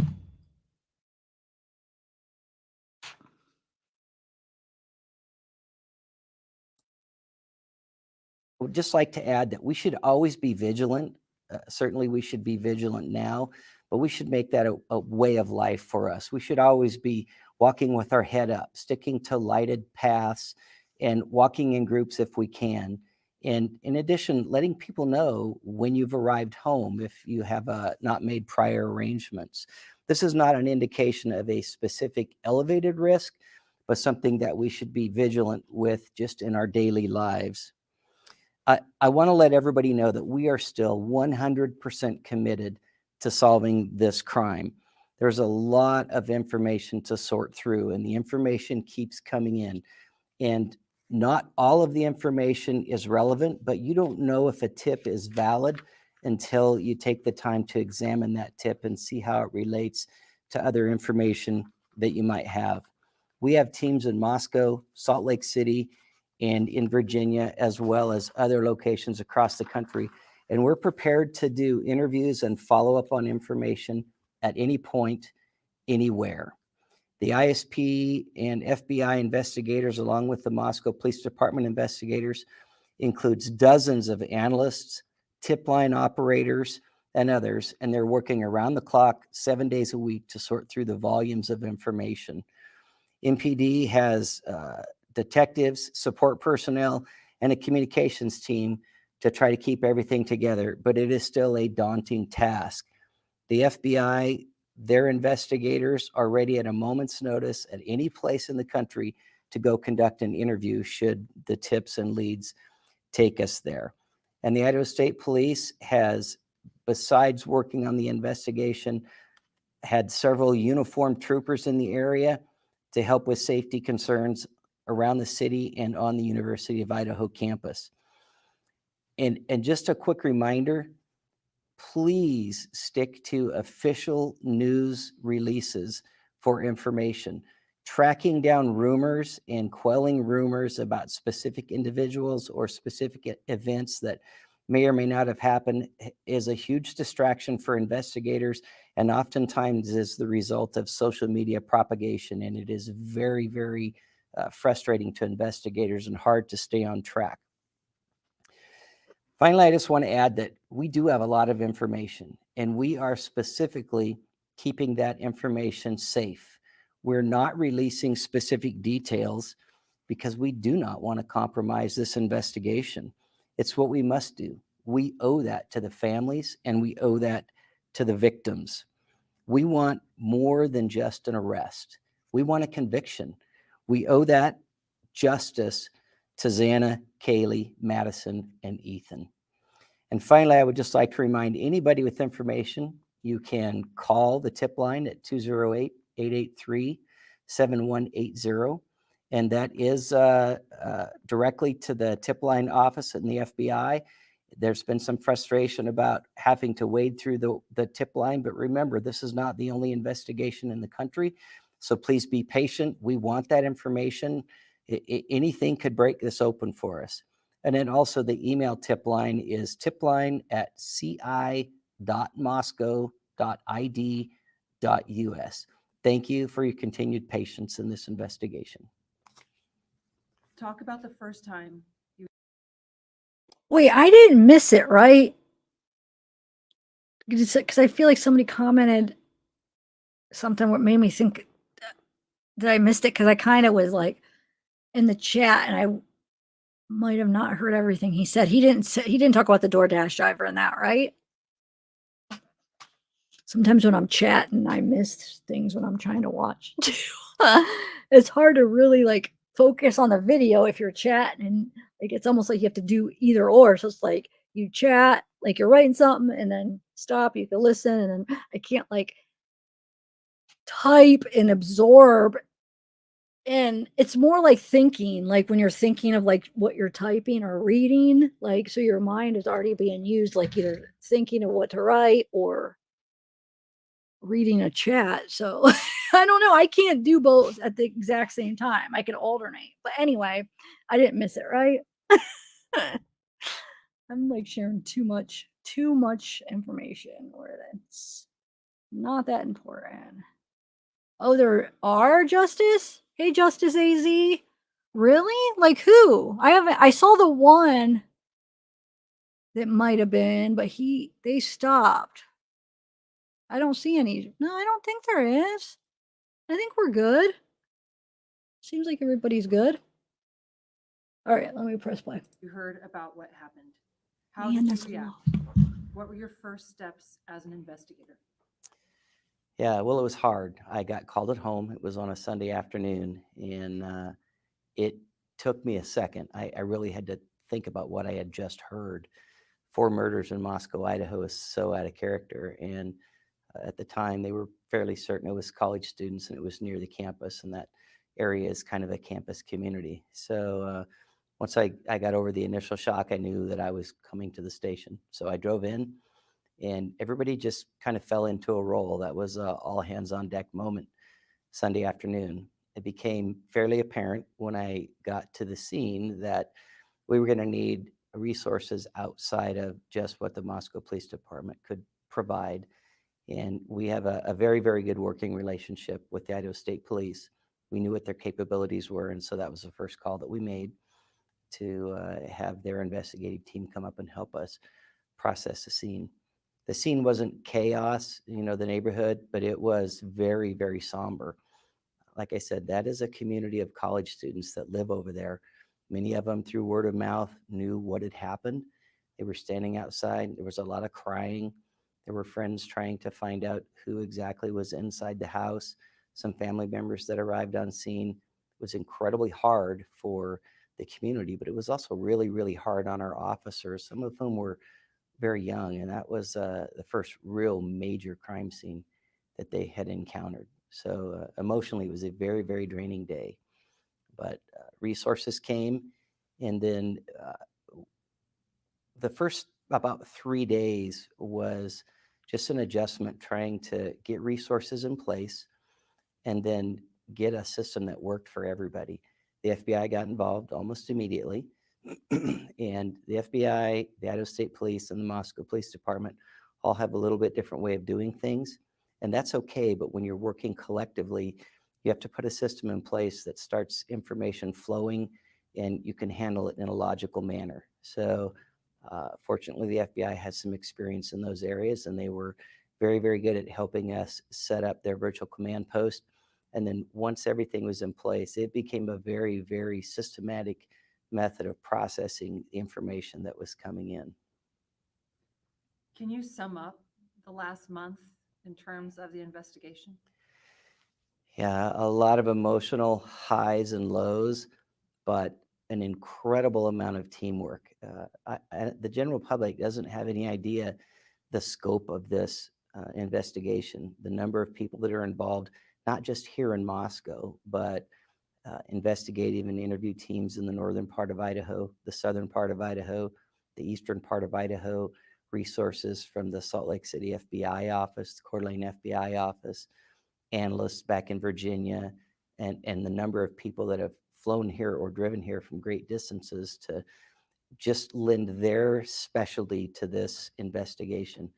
We have the FBI's command post in our parking lot, and we've hooked them up to Wi-Fi, and everything that they would normally do down in Salt Lake City, they're doing right here in our parking lot. So the team effort has been amazing. It's been overwhelming at times, but there are so many people with so much expertise. Somebody always steps up and takes the role that needs to be filled. What role has speculation, rumors, and the conversations on social media play in the investigation? Yeah, that has been by far the most frustrating part of this. We've always closely guarded the information that we've discovered at the scene and our investigative information, because we want to protect the integrity of this investigation. And just look at social media and the rumors that fly out there. A small piece of information that has speculation added to it just takes its own life on the internet and starts rumors. And then we find ourselves not only tracking those rumors down and trying to quell them, but also we see our tips that come in are geared more toward the rumor, not the facts that have been put out. And the really unfortunate part of it is the effect that it's had on the victims' families, on the college students and friends of the victims, some of whom have had death threats, and constant harassment by various media outlets. So it's been devastating in some ways. In many ways, it just re-victimizes folks who have already suffered this terrible trauma. What is next for this investigation? Well, this investigation is not cold. We get tips every day that are viable. We get dozens and dozens of tips.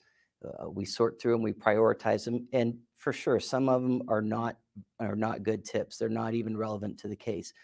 But every single day, we get a good amount of viable tips, and those tips help us do everything from clear people who maybe there was some speculation about, to further some of the theories that we're working on. So the next is just to continue on what we're doing, eliminate the information that we know is not going to be relevant to the investigation, and take all the new information. And eventually, and we see this coming, eventually we're going to narrow in on exactly what happened and who did it.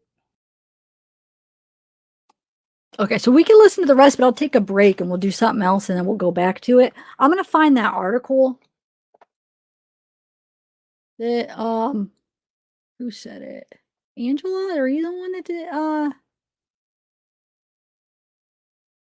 forget the name that said it.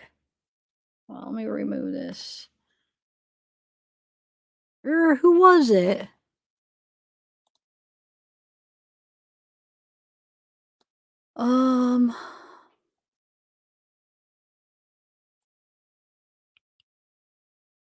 Why do I think it was Angela? Hold on. Well, whoever gave that information, thank you. I can't find. Oh, Angela, is it? I don't know. Oh, hey, Juliet. What up? What up?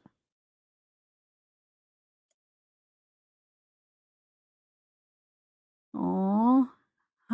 How cute Italian face. Sometimes I'll like put up a comment and I don't read it right away and then I miss a good comment.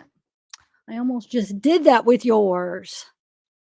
I don't know. I can't find the comment I'm thinking of, but thank you, whoever put that information of the article. I'm gonna go find it. You said New York Post, right?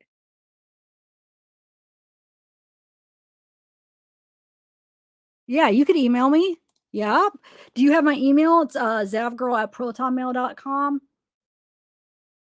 Oh, they put it up. Thanks, Nightbot. Thanks, Nightbot.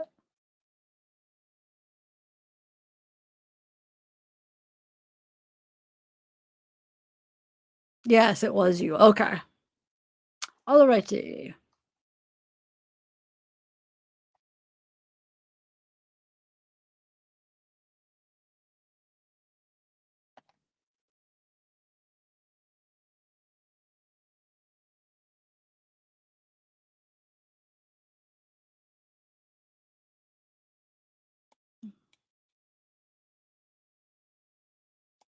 Halfway through. Okay.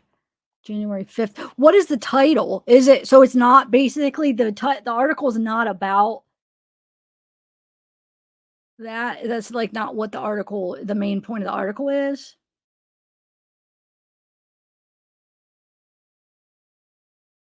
Yeah, for sure, Chopper. What is that in reference to? You can't always tell what someone is expressing through chat, and that can sometimes. Oh, you're probably at the point where I was talking about the mods, huh? Is that what you're referencing? Well, I guess if you are, you're not gonna hear what I'm saying right now. Anyway, okay, so let me go find that. So you said New York Post, January 5th.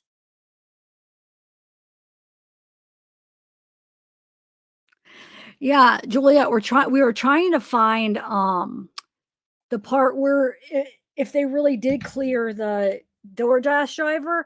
Well, Angela was saying that it's in an article by New York Post. It's not on the Moscow updates, not the written ones, but somebody said it was on the video. So we were going through the videos. We're only like, we have how many more? 1, 2, 3, 4. Wait, 1, 2, 4, 4 more to watch. So I don't know if it's on the videos, but supposedly it's in the New York Post article. But what I'm wondering though, if it's in a New York Post article, like, do you think that's legit? Like for sure? Why wouldn't Moscow put it on the part where it says people who aren't believed to be involved though? I'm still confused why the DoorDash driver wouldn't be in that. But let's see how this article is set up real quick. Hold on. Oh, that's so New York Post. Hold on. New. All right. Oh, it is about the DoorDash driver. Okay, that'll be easy to find then. Thanks. DoorDash driver. So I'll just put New York Post. DoorDash, Idaho murders. Okay, cool. Oh, let's see here. Idaho student, Xana Crow got DoorDash delivery. Ooh, wait, there's a couple with that. And that's, so you said January. Oh, here it is, January 5th. Okay. You said January 5th, right? I think that was the date.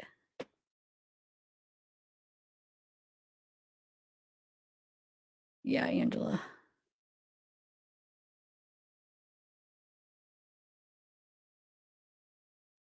I don't know if it is.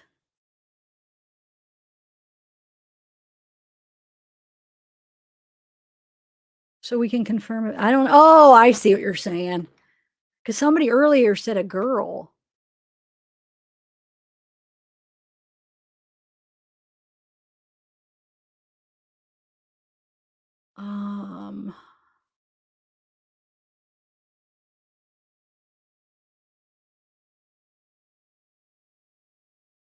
Oh, hey Mel. All right, so let's look at this article. All right, Idaho. So this should be the one because you said January 5th. University of Idaho student Xana received a DoorDash delivery less than 20 minutes before she was stabbed. 20-year-old marketing major, final meal likely from Jack in the Box. As the post picture taken inside the house show. The post's pictures taken inside the house show was dropped off by a driver at the house on King Road. Okay, let's find the part. You said it was halfway down.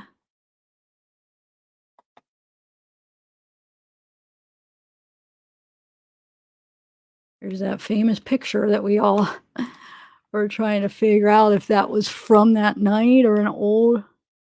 I think a lot of people think it was that from that night, which means what is that? Oh, that's Starbucks. Okay. Photos. I'm trying to find that part.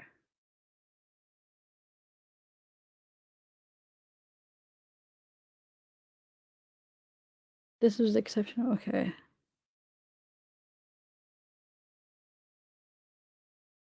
Authorities know that law enforcement interviewed an unidentified DoorDash delivery driver who shed light on the timeline and was eliminated as a suspect.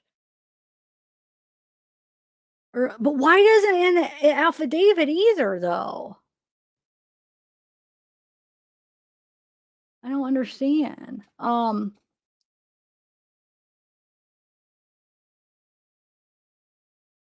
Let's see here.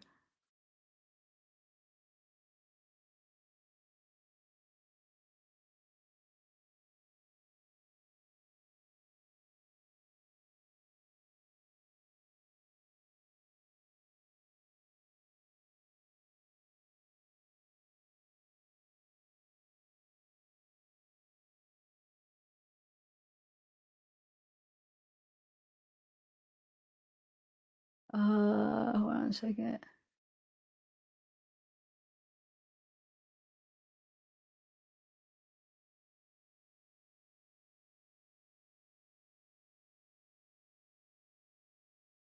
Yeah.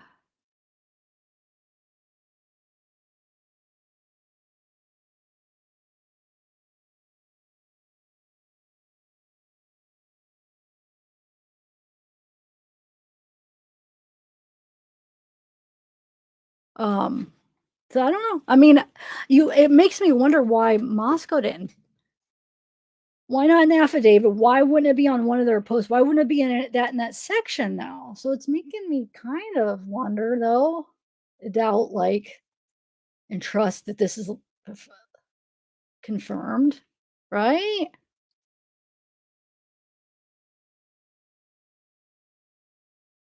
Find a car near the crime scene, which matched the description of his car. Car near the crime scene, which.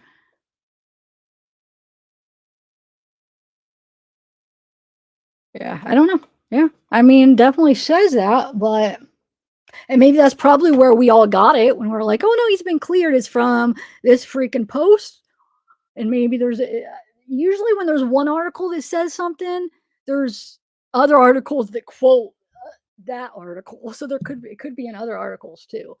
Let me actually just Google it. Hold on. Let me see how much comes up if I Google. Hold on.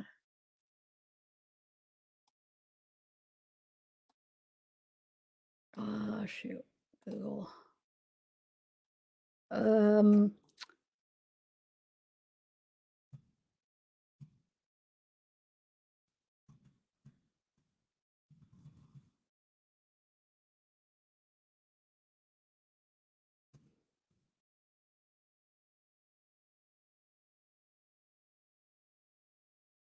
Yeah, like if you just Google it, the first thing that comes up, it was later revealed in the affidavit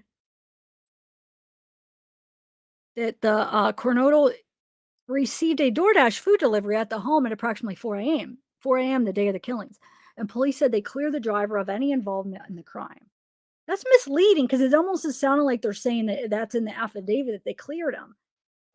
But did I miss that because like I missed the cast analysis because I don't think it's in the affidavit that they cleared him, but I'll have to go back through it. But I know that the way that that's worded, it might not actually even be saying that for sure, but it's kind of misleading the way it's worded. Okay, let's see.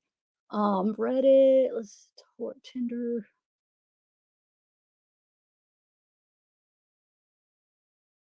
The murder enforcement served with search warrants near. Let's see what this says. Independent. Yeah, I guess there isn't a lot of articles about it, though. So I'm trying to find one. I'll share my screen in a minute when I find like this article isn't going to let me do it without subscribing. So that sucks. So hold on. Oh, the Independent, you have to subscribe to even read their articles. That sucks. Let's see. Who was the DoorDash driver? I don't know. I still think it's kind of not confirmed. Just because New York Post says it doesn't mean it's confirmed, in my opinion. Yeah, I don't know. I'm still I'm still not convinced. But thanks, Angela. Like, I mean, that's interesting. That explains probably where we were all getting it at the beginning. But I'm gonna try to go through the last part of the affidavit that I haven't got to like completely finish going over again and see if I don't know, maybe I missed some stuff. But I am glad that we figured out about that cast analysis. That'll be interesting to see if they were able to pinpoint better locations and stuff. 25.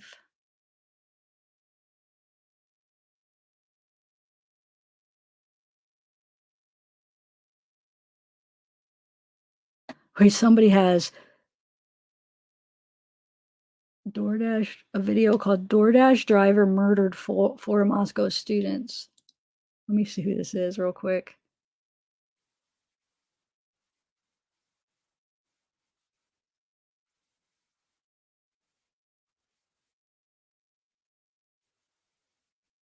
Might have to watch that later. I'm interested to see what that's all about. Anyway, well, what's everybody saying?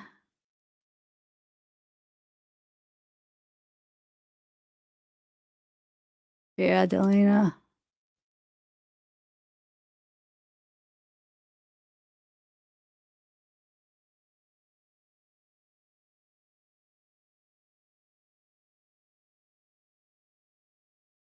Yeah, I want to go over that. So that's going to be a different video since I'm already 2 hours. I want to do another video where we go through that again. I guess I could. I've only been 2 hours. No, you know what? Maybe I'll do another video this week where I just focus. I want to go over like that forum That visual snow, I want to go back through that again since it's been how months since I've been over that. That'd be interesting to go over that with you guys. And then what else do I want to go over? Today I feel like I had more stuff because hold on a second. We got sidetracked with the whole DoorDash thing for a while, which is fine. Hold on, let me see here. I have a folder. Let's see what else I have in it. Oh yeah, the Reddit stuff. Hold on a second. Oh, and there's this timeline that's pretty good that somebody had on Reddit. Here, let's look through this real quick.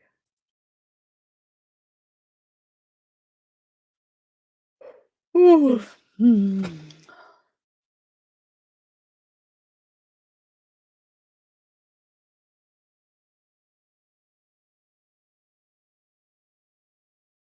No, yeah, it's definitely true. That's why I'm not convinced because it's just one article. And why isn't, like I said, maybe going through it, I'll find somewhere where Moscow says that. But if that's the only thing I could find, then I'm not convinced. And then why isn't he on the list? Why didn't they put him on the list of people not believed to be involved? Why wouldn't he be on that list, or he or she, I should say? They have all the other random people. So we were talking about that. What if the DoorDash driver and Bryan worked together, teamed up? But then as I was thinking out loud, I realized, wait a minute. Does that really make sense? Because how did they know Xana was going to order DoorDash? So maybe there really isn't anything to that because how could they plan for that? Like Bryan's ready to do this. So let's say he is the DoorDash driver. How would he know she was going to order? Or let's say he teamed up with the DoorDash driver. So then the DoorDash driver was like the basically person where kind of like saw who was home, who answered the door. Maybe when they opened the door to get the food, they went in, but it just doesn't make that much sense because they would have to wait till they ordered a DoorDash. Yeah, I don't know. The more I'm thinking about it, that just doesn't make too much sense. I guess they could have, but maybe that was what it was. Oh, wait till they order a DoorDash next, and that's when we do them. I don't know. Yeah, let me think about that and see, because it just seems too complicated to know when they were going to order. How are they going to plan that? Um,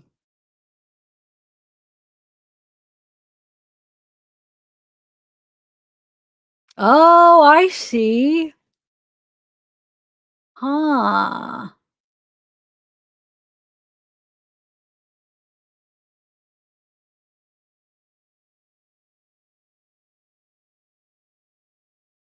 Yeah, that's true, Shauna. Very true.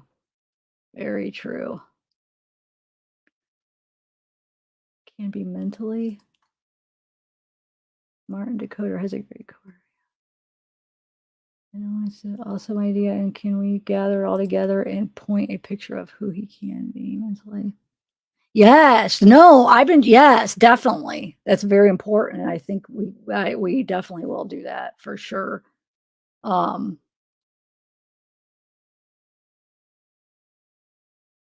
yeah. Yeah. I don't want to mess you up, but they went for a walk down to the thing to see the boys down there that I don't know what to say. Yeah, she said they were only going to stay about 15 minutes. Her and the toy and Gia, not Gia. Her and Gia. The boy, little boy. Oh, okay. Ziki. Yeah, she says. And I can't. I'm sorry. I didn't want.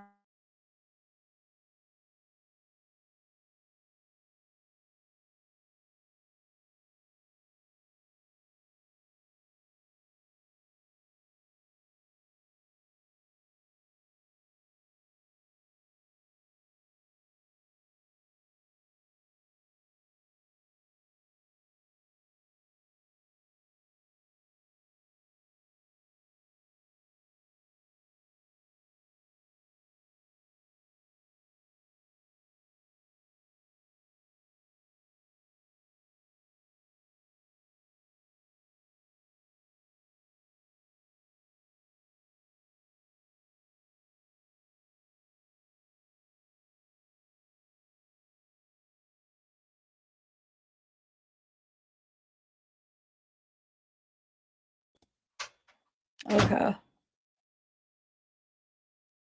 No, it was supposed to be muted. Maui girl. I was talking to my grandma. Sorry. I thought I said, but maybe I forgot to say. Okay, so oh,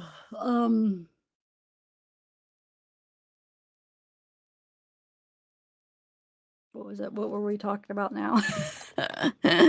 uh, God, I'm getting so sidetracked so quick.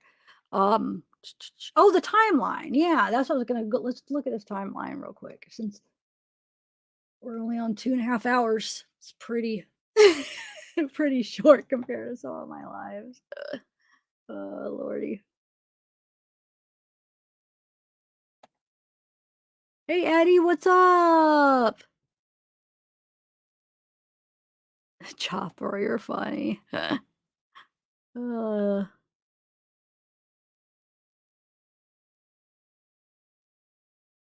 Oh, was it not on mute? You guys heard her say, oh, I thought I had it on mute. Did I not have it on mute?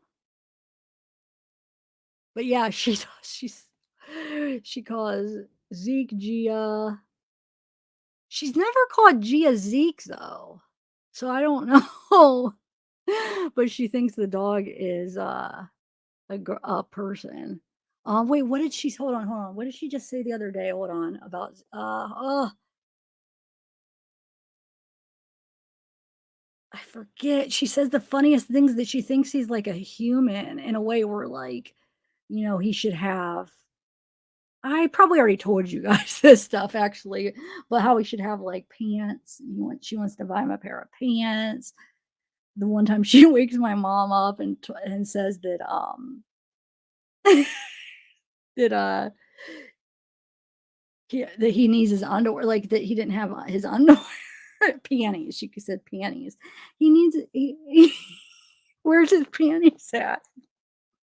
Where's his panties? Because he should have panties on. Yeah, he should, like she wakes my mom up like in the middle of the night and is like, "Where's Zeke's panties? They're not on." My mom's like, "He doesn't have any."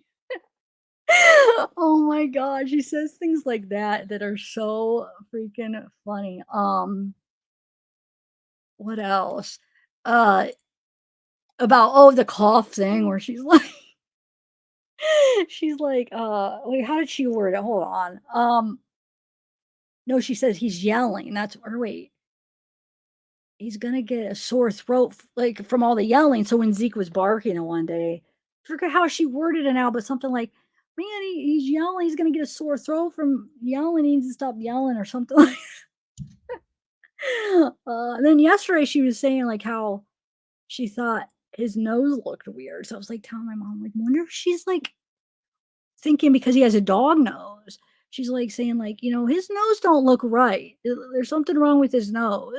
And I'm like, I bet she thinks like because he's a dog, so she's looking at it doesn't look like our noses. I don't know what her reasoning for that is, but with the nose, there's just something off about it. I feel like there's more stuff I just can't think with Zeke. He really thinks he's a little human. Anyway.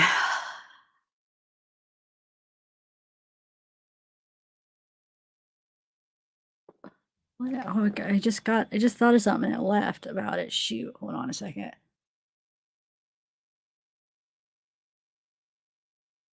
I don't know. I can't think. Yeah, she's funny. I mean, there's funny stuff, but then there's also just like it's very exhausting. Very exhausting.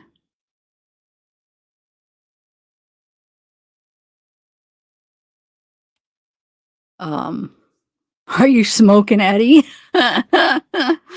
Puff it down.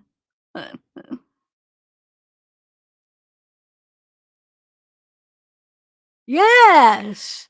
Oh, is it in the press conference? Thank you, Ellie. Yes, that's what we've been talking about for the last like a while. That's why we were going through the videos. Yes. So it's on the press conference.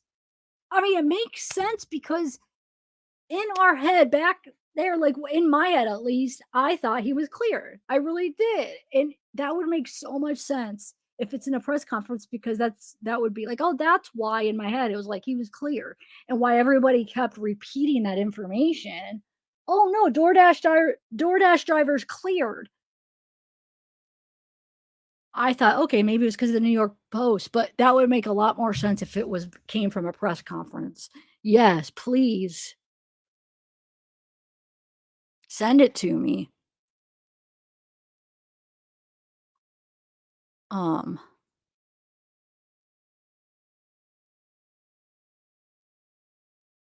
okay, yeah.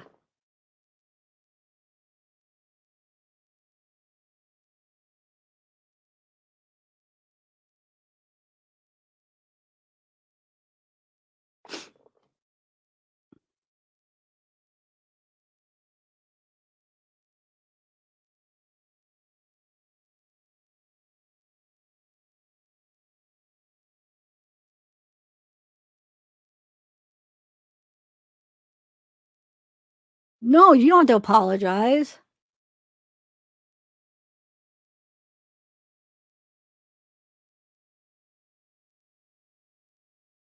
But it doesn't mean we can't have an opinion, Chloe. It's that's just I'm just taking some people's opinion. What do you think? Of course, we're gonna have an opinion. It doesn't mean we're convicting him. It's just an opinion. Do you think he is innocent until proven guilty? But having an opinion of whether we think what we think doesn't necessarily. I mean, I don't know. I think that's okay that we have an opinion. Everybody has an opinion. So no, yeah, of course he is. That's why he's going to have a trial and a jury and everything. So yeah. Oh, thanks, Eddie. Thank you for joining.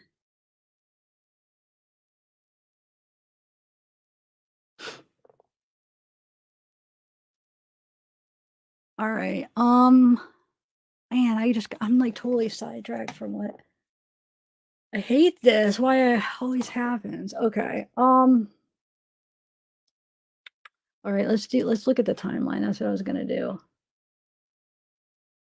This person on Reddit did a timeline, but thank you so much, Eddie. Smoke one for me.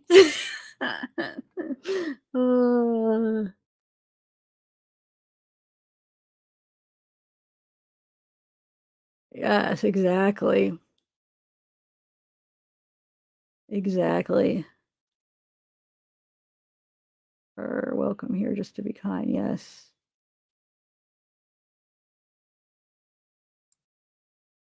Okay. Saturday, November 12th. So 2:30, Kaylee calls her mother, tells her she and Maddie were at the Pi Beta Phi. So this timeline, let's see. Moscow.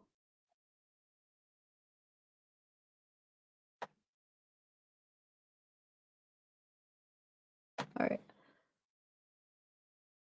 November 12th. Is that too small? There we go. Is that bigger? Oh, maybe I should do it like this. No, that's not right. There we go. Oh, Batman! Yeah, Eddie, go. Hey, Tony, did I already say hi to you?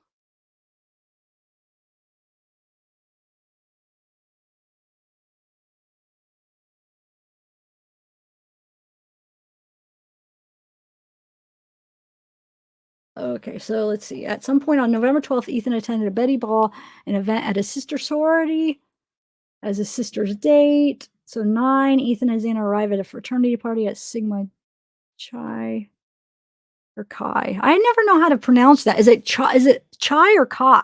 I feel like I've heard it pronounced both ways. So I just kind of alternate it because I don't really know. I never know. 10:15, Kaylee and Maddie are picked up from their home.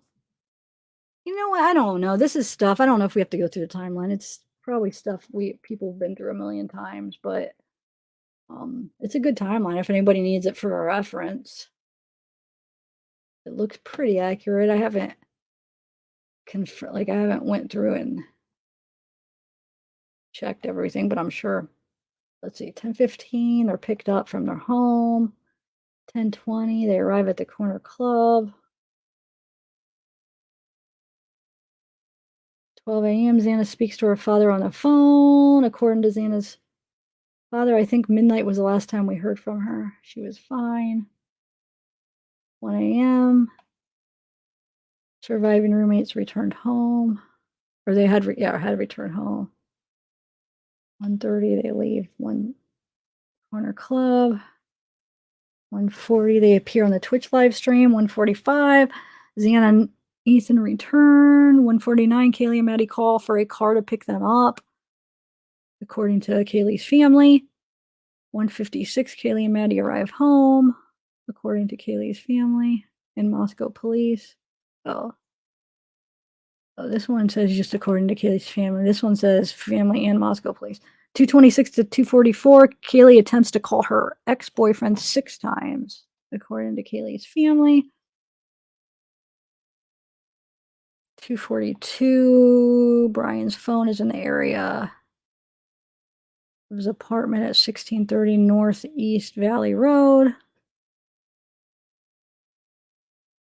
It's so weird to think, like, so they're trying to call, and he's getting ready to freaking, allegedly getting ready to leave his house to go kill them. It's just so, I don't know, it's just so weird. Anyway, yeah, this is the map stuff.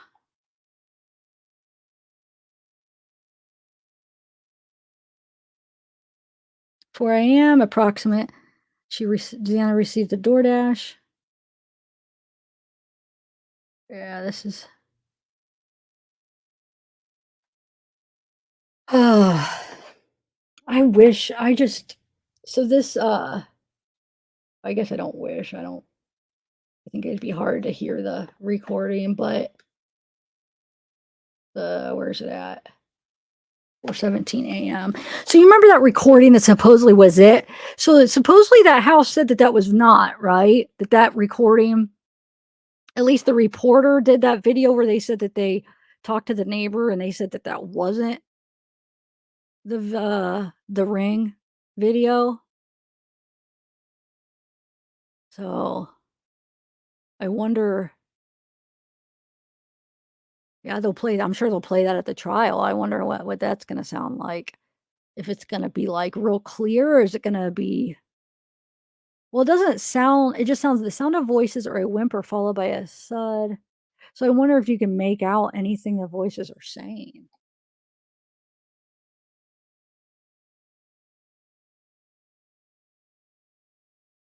All right, guys. What else do we have?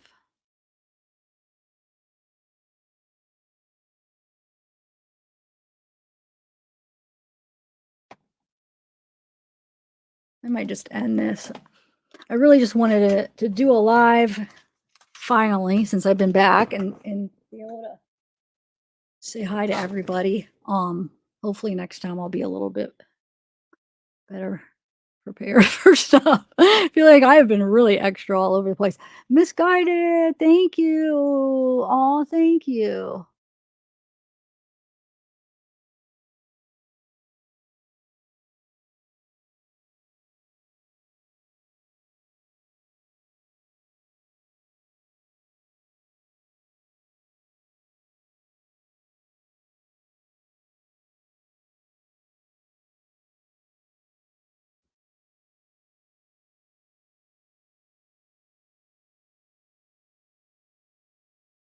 Okay, cool.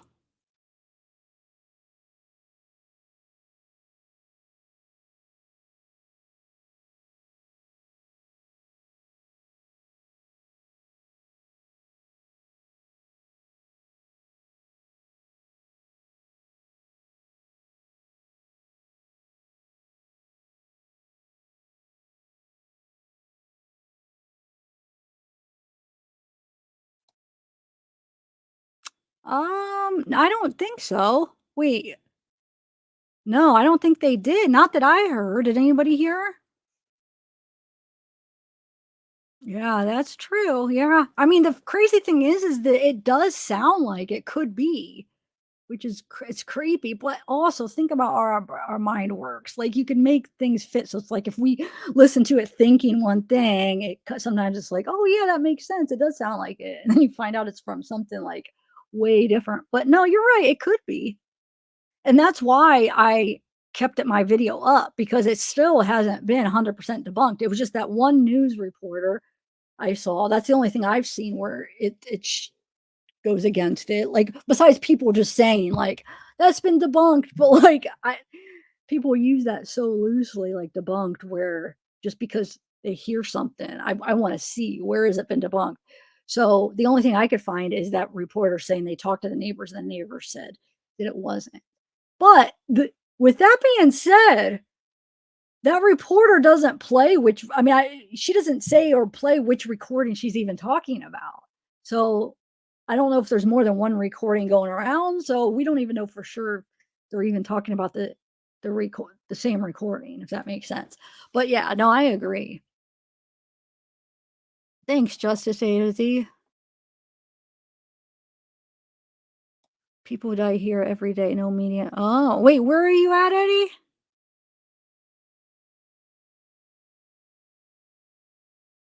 Yeah, I have. What's your thoughts on that? Keep it up. Keep it simp. Keep it simp. Keep it simp. What's your thoughts on that?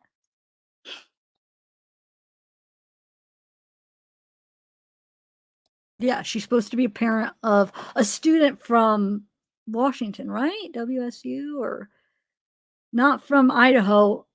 Ah, she has friends of the people. She supposedly her daughter has friends of she's friends with some of the girls that's in the same sorority, I guess. But yeah, I've heard some of her stuff. What's your thoughts though? I'm curious. What's anybody's thoughts? Because when I heard her stuff, this was way back when I was still covering it back, like right before, I think right when she came out is when I stopped. Just a coincidence, and not not because of that, but that was about this around the same time. So this was probably months, yeah, months ago that I've even listened to what she said. What's been going on with her? Is she still making her rounds and stuff or what?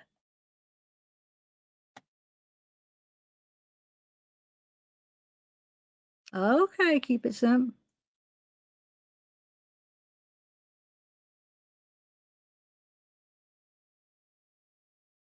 Yeah, I don't know.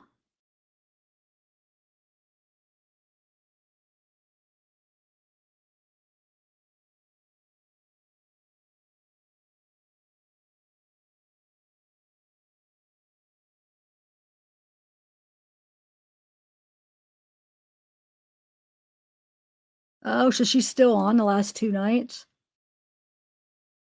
Huh. She reminds me a lot of, what was her name? Megan from the Kylie case? A lot.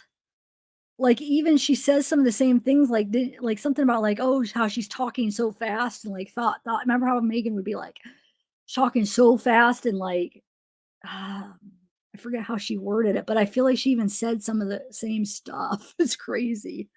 Um,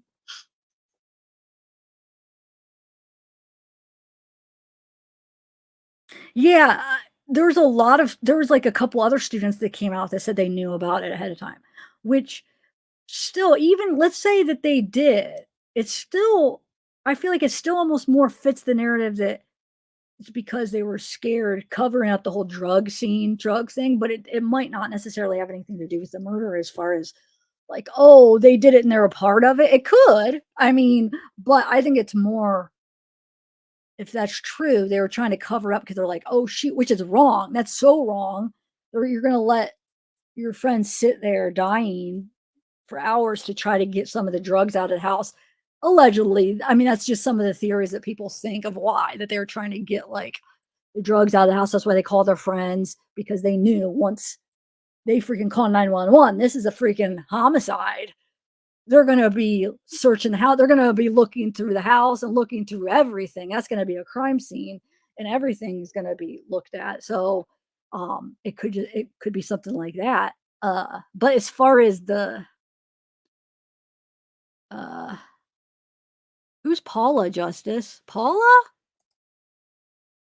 Who? Oh, I never heard Paula. What did Paula say?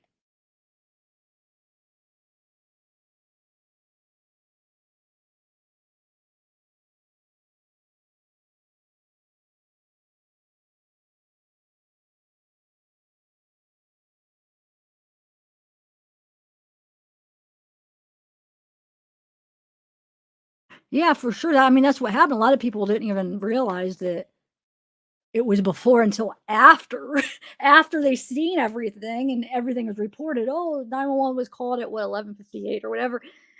Then I feel like that's when things started being like, oh, wait a minute, how did this person know about it then? How did even the kids, I feel like, even some of the students, I feel like supposedly they're all chatting about it in some group or whatever. They probably didn't even realize it wasn't even reported. I know the one guy that I was listening to, he said he didn't realize till after. He thought that, oh, just it was, they were all chatting about it because they had called 911. It was known. And then he hears later that it wasn't even reported until this time. They didn't call 911 to this time. And he's like, wait, how are we all chatting about it in the morning when they didn't call until 11:58 or whatever in the afternoon? So, um,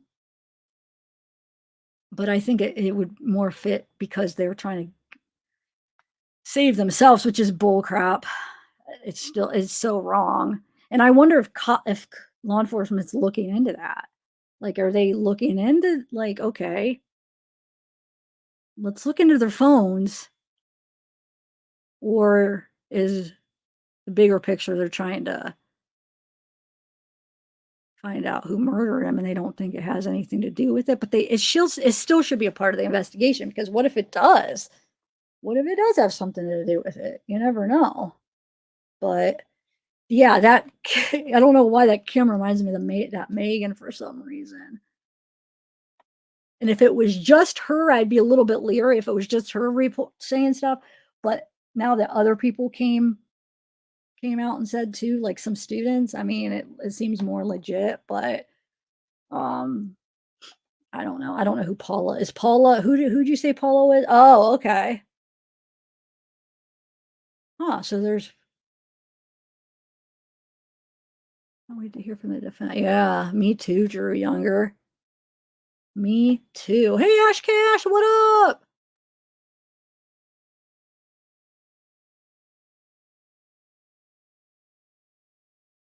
And then somebody who did I was watching a video where they had like a compilation of like things showing that the kids, like the people knew about it in the morning, and they played a clip from, I don't know if it was the Dateline episode, but it was they were interviewing one of the victims' friends was talking, and she was talking about how did she word it? Something about when she first heard about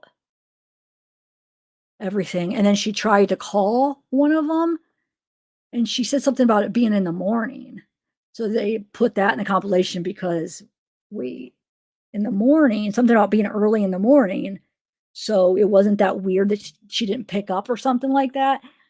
But how would you have known early in the morning? Because nobody even knew until after they called 911. So that was, yeah. So there's even that clip, which is weird. Hey, Amanda. Drew, I missed you guys.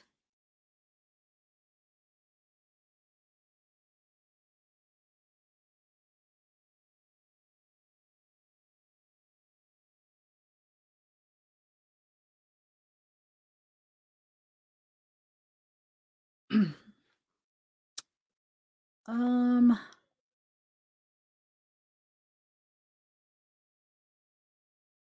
oh, Tennessee, what up? How are you? And Sybil, I don't know if I said hi to you. Is Kim, oh, so Kim is still around talking on different channels? Is that what somebody said the other day she was? Or not Kim. Is that her name? Wait, Megan? I don't even know. Yeah, Kim is the one from this case, I think.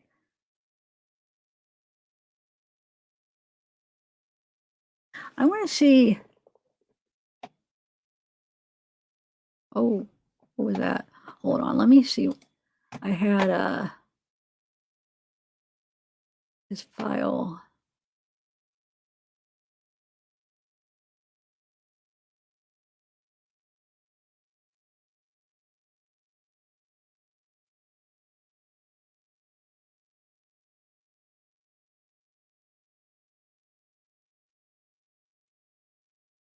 Hold on. These notes that I wanted to see.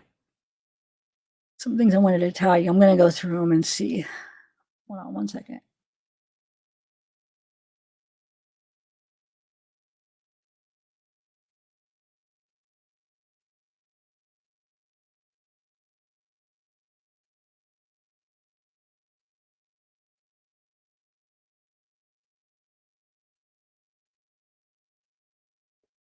Take some water. Oh, I never did get my second cup of coffee. That's why I think I'm still yawning.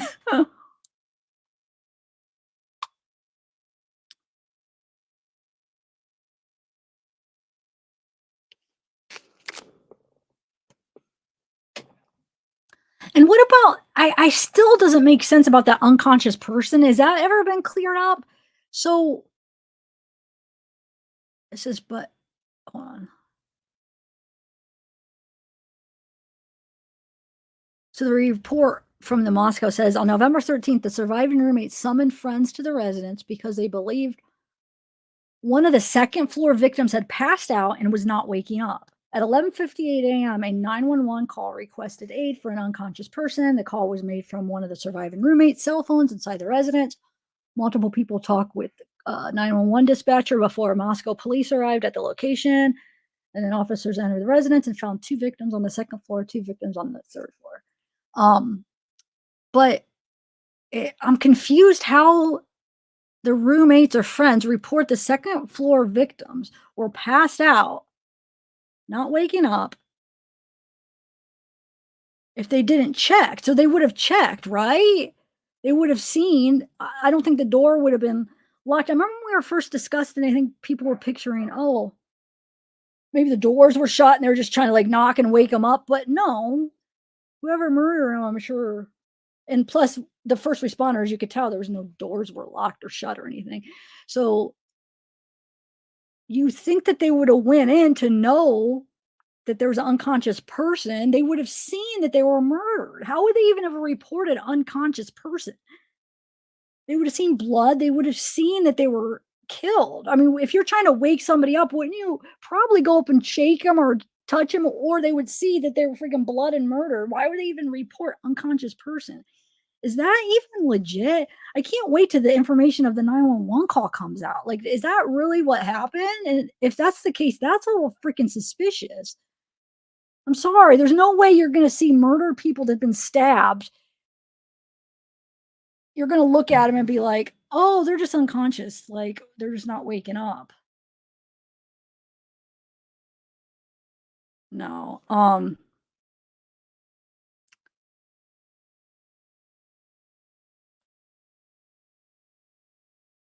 Anyway.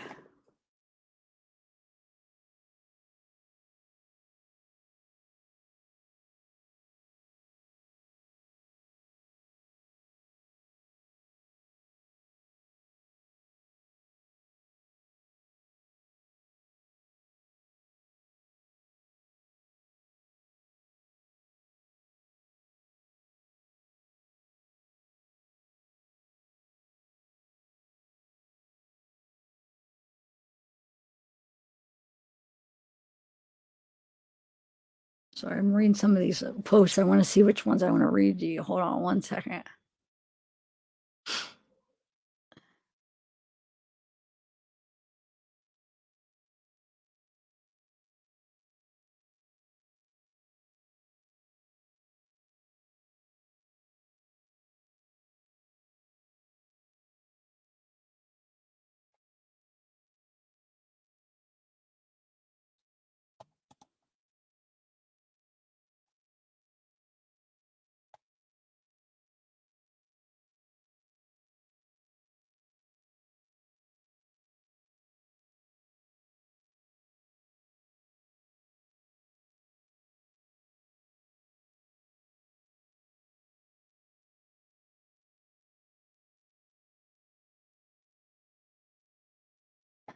Oh, my favorite post, I must not have caught. I was adding it all to my notes, but I gotta go find it. So we'll talk about it on another live.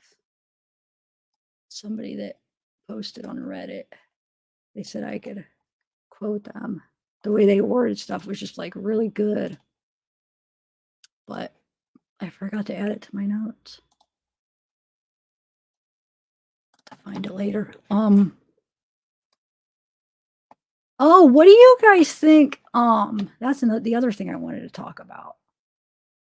What do you think about that? What's her name? Oh, Dana Smithers. That was her name. What do you guys think of that? I know they said that it wasn't linked or whatever, but isn't that weird that his parents were subpoenaed for that case? Still has got me wondering. I still want to know more about that. It's kind of interesting. What do you guys think about that?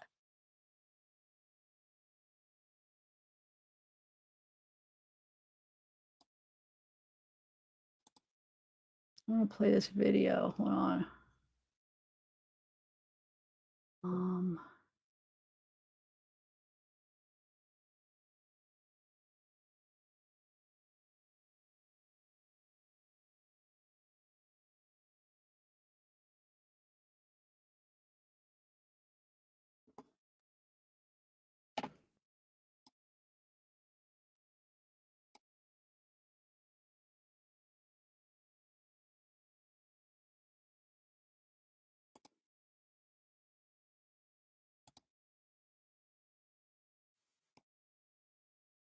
No. All right. Yeah.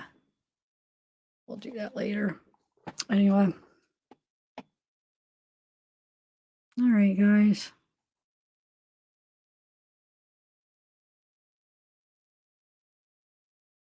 Yeah, I agree. So, I mean, I'm wondering if it was just like smaller things and that was his first like big. So you're saying it's unusual for that to be his first like murder, do you think, Shauna? Um, I think he did probably like smaller, creepy, weird stuff if it wasn't, or whoever it was that did this. But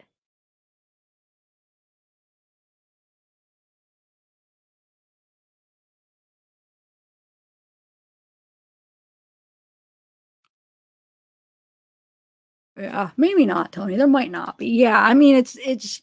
I just don't understand why his parents were brought into it, but maybe just to offer an alibi because supposedly they said he wasn't in that area at the time, so he had an alibi. But I don't know.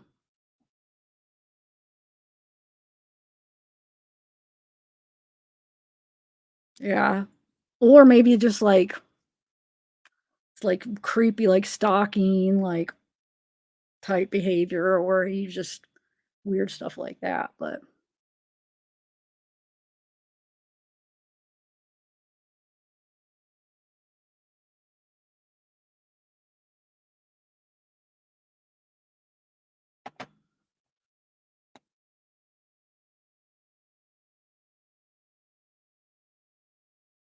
hey, Indigo.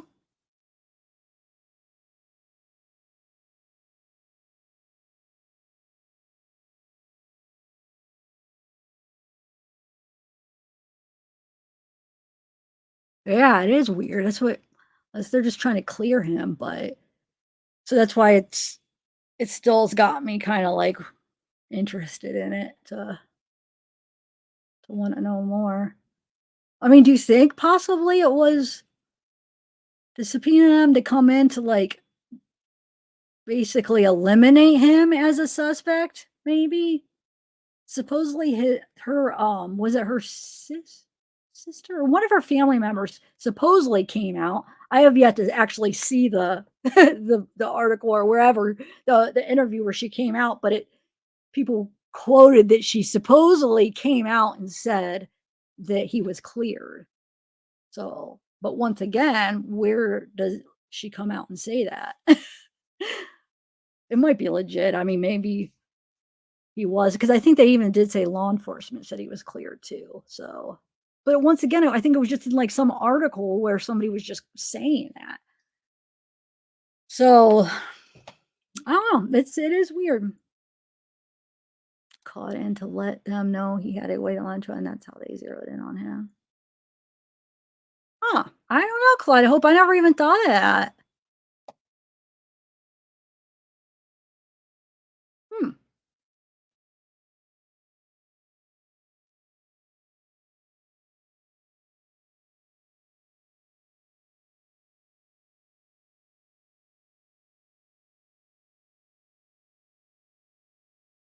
Oh, wait. I think what they were doing though is because of the chances of maybe him having committed another crime or murder, that they might have been looking at other missing person cases where he could be linked, like in the area he was at, and what else? You know what I'm saying? To see like, oh, can we link him to any other ones just to see? Because there's a lot of missing people. Could he have committed something before this? So maybe it brought him to, hey, where he was at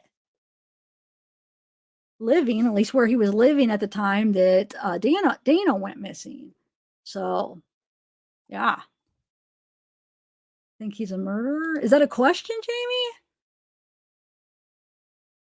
Post supposedly written by his sister, the one where Bryan was with his security friend. Wait, what? The one where Bryan was with his security friend? Wait, hold on. Let me think what you're saying. I'm not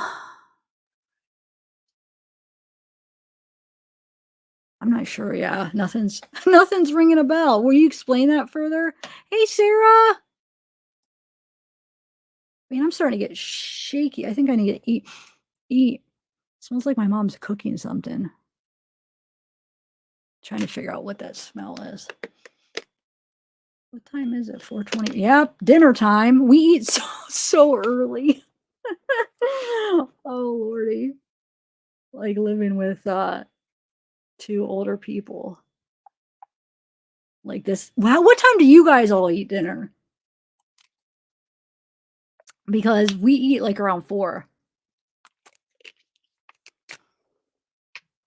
Some days like 3. Anyway.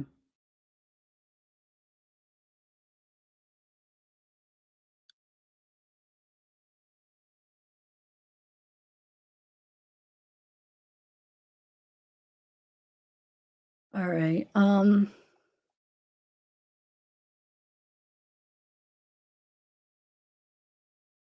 Oh no, I have to do it. I don't think you guys could do it. You guys could only. I don't know if you guys could do it. I've got to find where I could do it at. I haven't done it in a while. But no, I don't think mods are able to do it. Who freaking knows? But I don't think you are. I think it's something I have to do.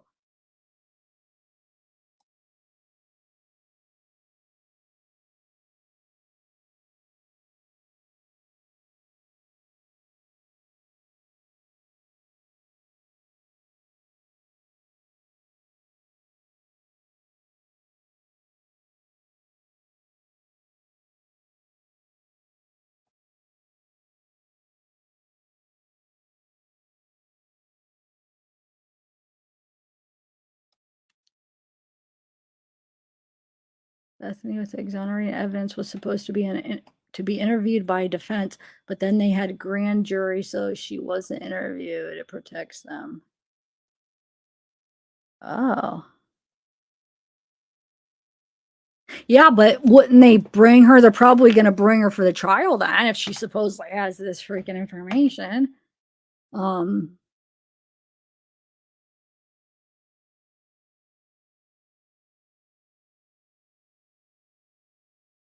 Gigi was the one who, I don't know, what does that mean, Justice?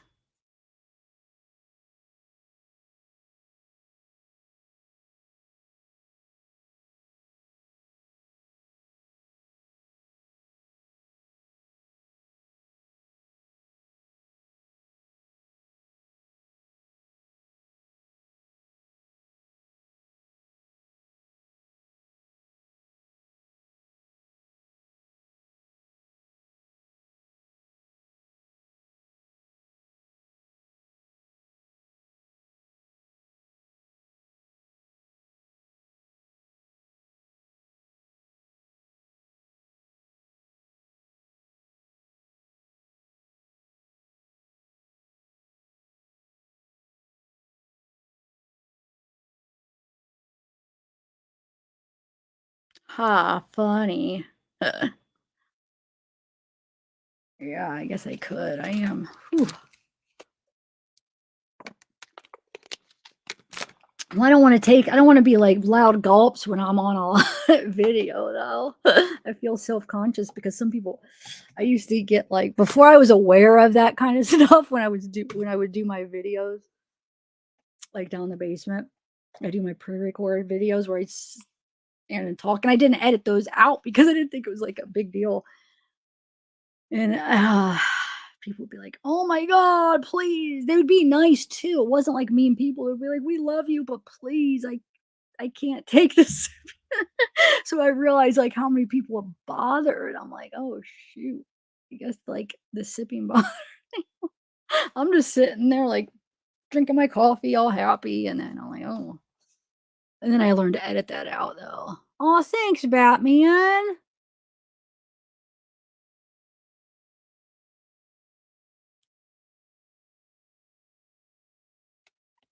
You're so sweet.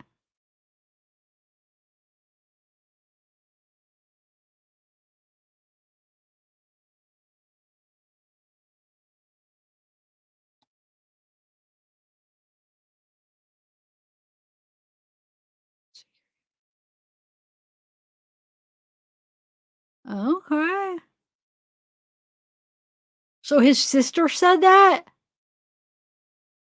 Security friend took it with him when he was peeping in girls' windows in the back of the house. So is that the defense he's probably gonna use, huh? I wonder. Well, better supply a name and then you would think it would have that person's DNA on it too, though. That person was using it too, and that was the person last to use it. Wouldn't it have chances of it having the security guard's DNA on it too, though? I wonder.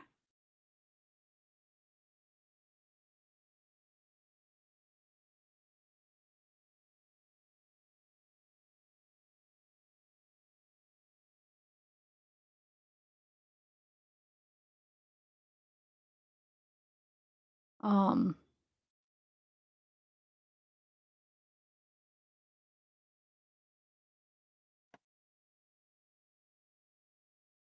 so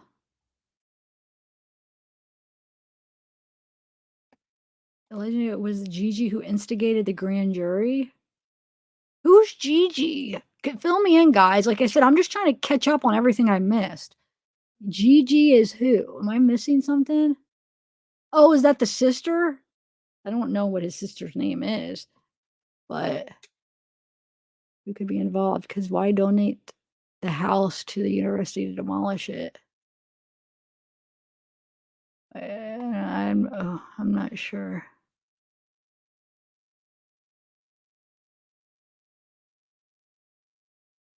Oh, Randy, he's a friend, old friend of mine. Yeah, he used to do some videos.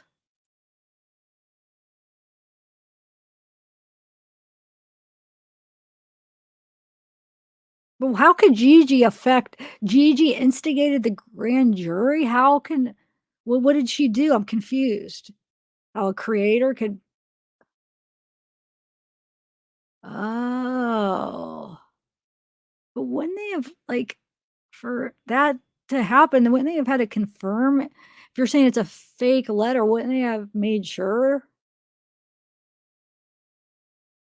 Huh. Yeah, I don't know anything about that. See? There's things that God, there's a lot to catch up on, so I don't know any of that whole scenario, but I'll look into it. I'm just right now, I'm just trying to go through like the documents and all the evidence. But yeah, no, I definitely want to know everything. So I'm glad you told me. So Gigi is the creator.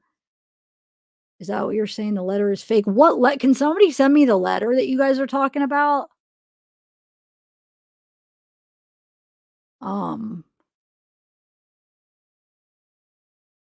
so the letter, are you talking about the letter that you guys are talking about is the thing with this about the security guard? Is that what why we're talking about that now? Because we were talking about, if I'm making sense, right? That's what you guys are referencing? Is the letter about the security guard and him having the knife.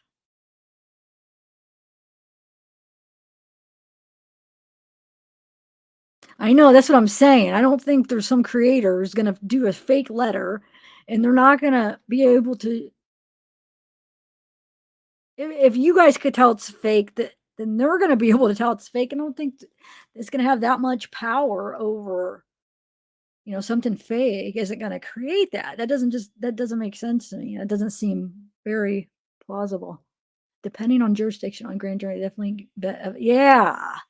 I would hope they did for something like this, please.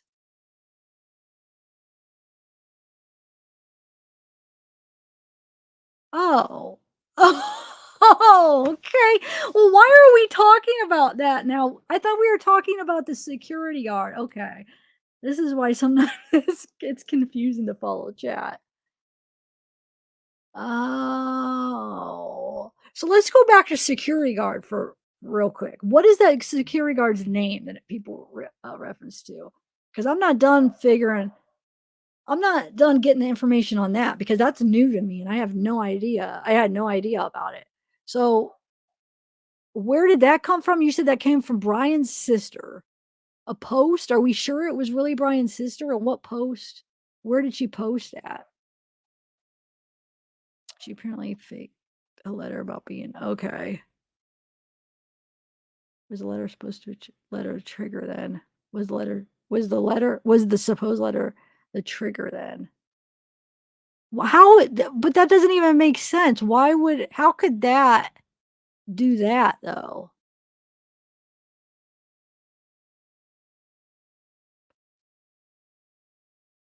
Gigi, I never even heard of Gigi, but now I'm glad I haven't if she's making up fake stuff. But who's putting that much faith in somebody that's, I don't know. Something doesn't make sense with all that. Okay, so, eh, hmm.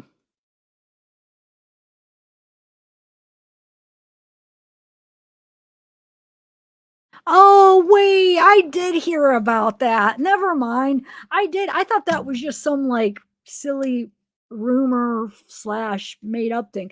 I remember hearing about that. So this must have been around for months probably because I feel like I wasn't really looking into the case until I think this January maybe I stopped. So this was a while ago, right? That people were saying that, Drew?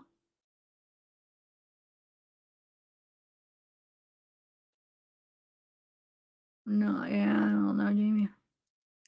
Kill after a trigger event like losing a job.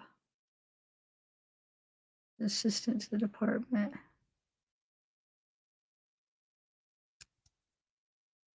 Yes, crime. All right. Yeah, we're talking about a few different things. So I think I'm going to end it because I'm going to try to look more into this stuff. But I do, yeah. I'm trying to think where I heard that, where that came from. Drew, like that.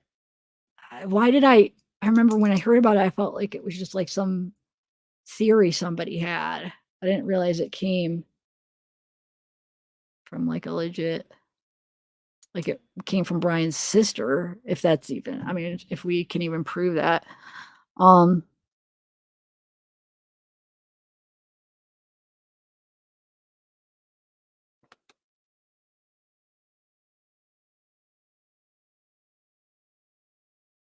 No, I don't, Jamie.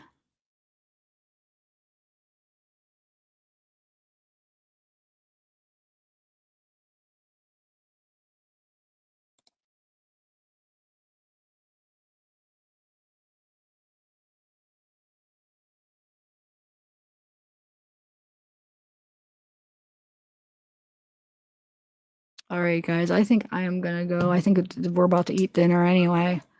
Um,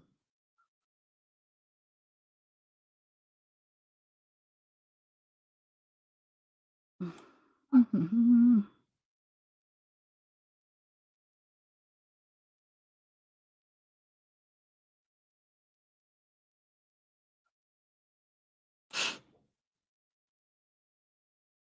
I'm just going up through chat to see if there's anybody I didn't say hi to. I think I said hi to everybody. Oh, Bella, I don't know if you're still here. Unconscious person was a surviving witness. She passed out. Yeah, we did hear that. There was a post, actually. I remember reading it on a video back then. There was a post where that was one of the theory, or that's what somebody posted. I don't know if we were able to confirm that that post was legit, if somebody that said like a scenario that did make sense, that the unconscious person wasn't actually the victims. But then they need to freaking correct that in Moscow. Why are they have that as their like their narrative, right? I guess we'll see in the trial. But no, you're right. Yeah, that was one of the things that did come out, but it hasn't. Nobody confirmed anything 100% of what it was. Or have you seen it? Remember, there was one post of somebody that knew somebody that was there, and it sounded legit though. I remember reading it like, oh, that makes sense. That actually makes a lot of sense because we were so confused about that whole scenario. And I remember like a lot of people were like, yes, that makes sense. But it was just a post by somebody from what I was able to find. It was just a random post. So yeah, this person could have been legit. It was a person that knew a person that was there that morning. Is that what you're talking about, Bella?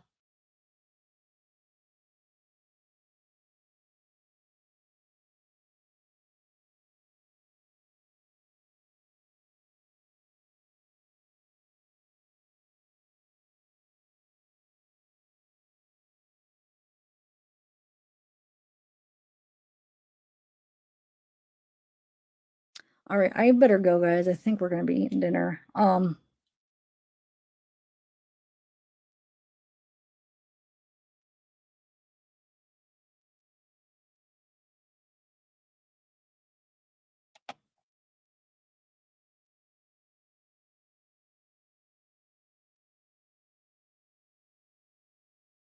Oh, good night, Indigo. All right, thanks, guys.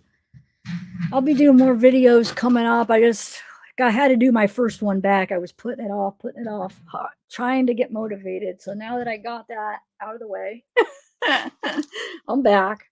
So be looking for more lives. And that probably was loud in the microphone, huh? And everybody have a good night. I'm glad to see y'all. Yeah, my mom's calling me.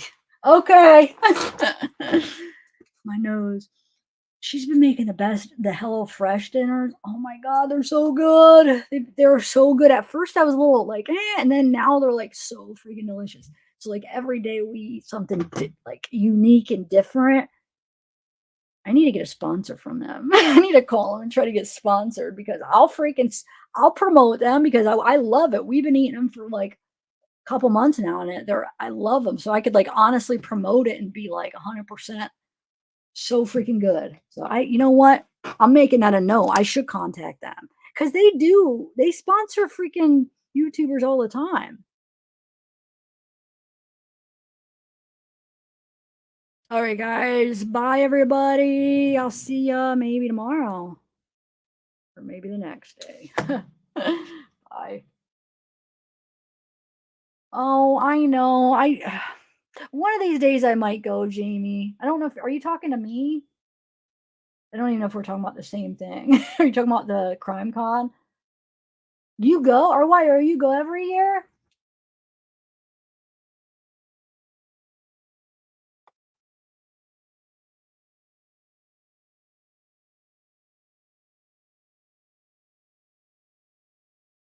All right, bye guys.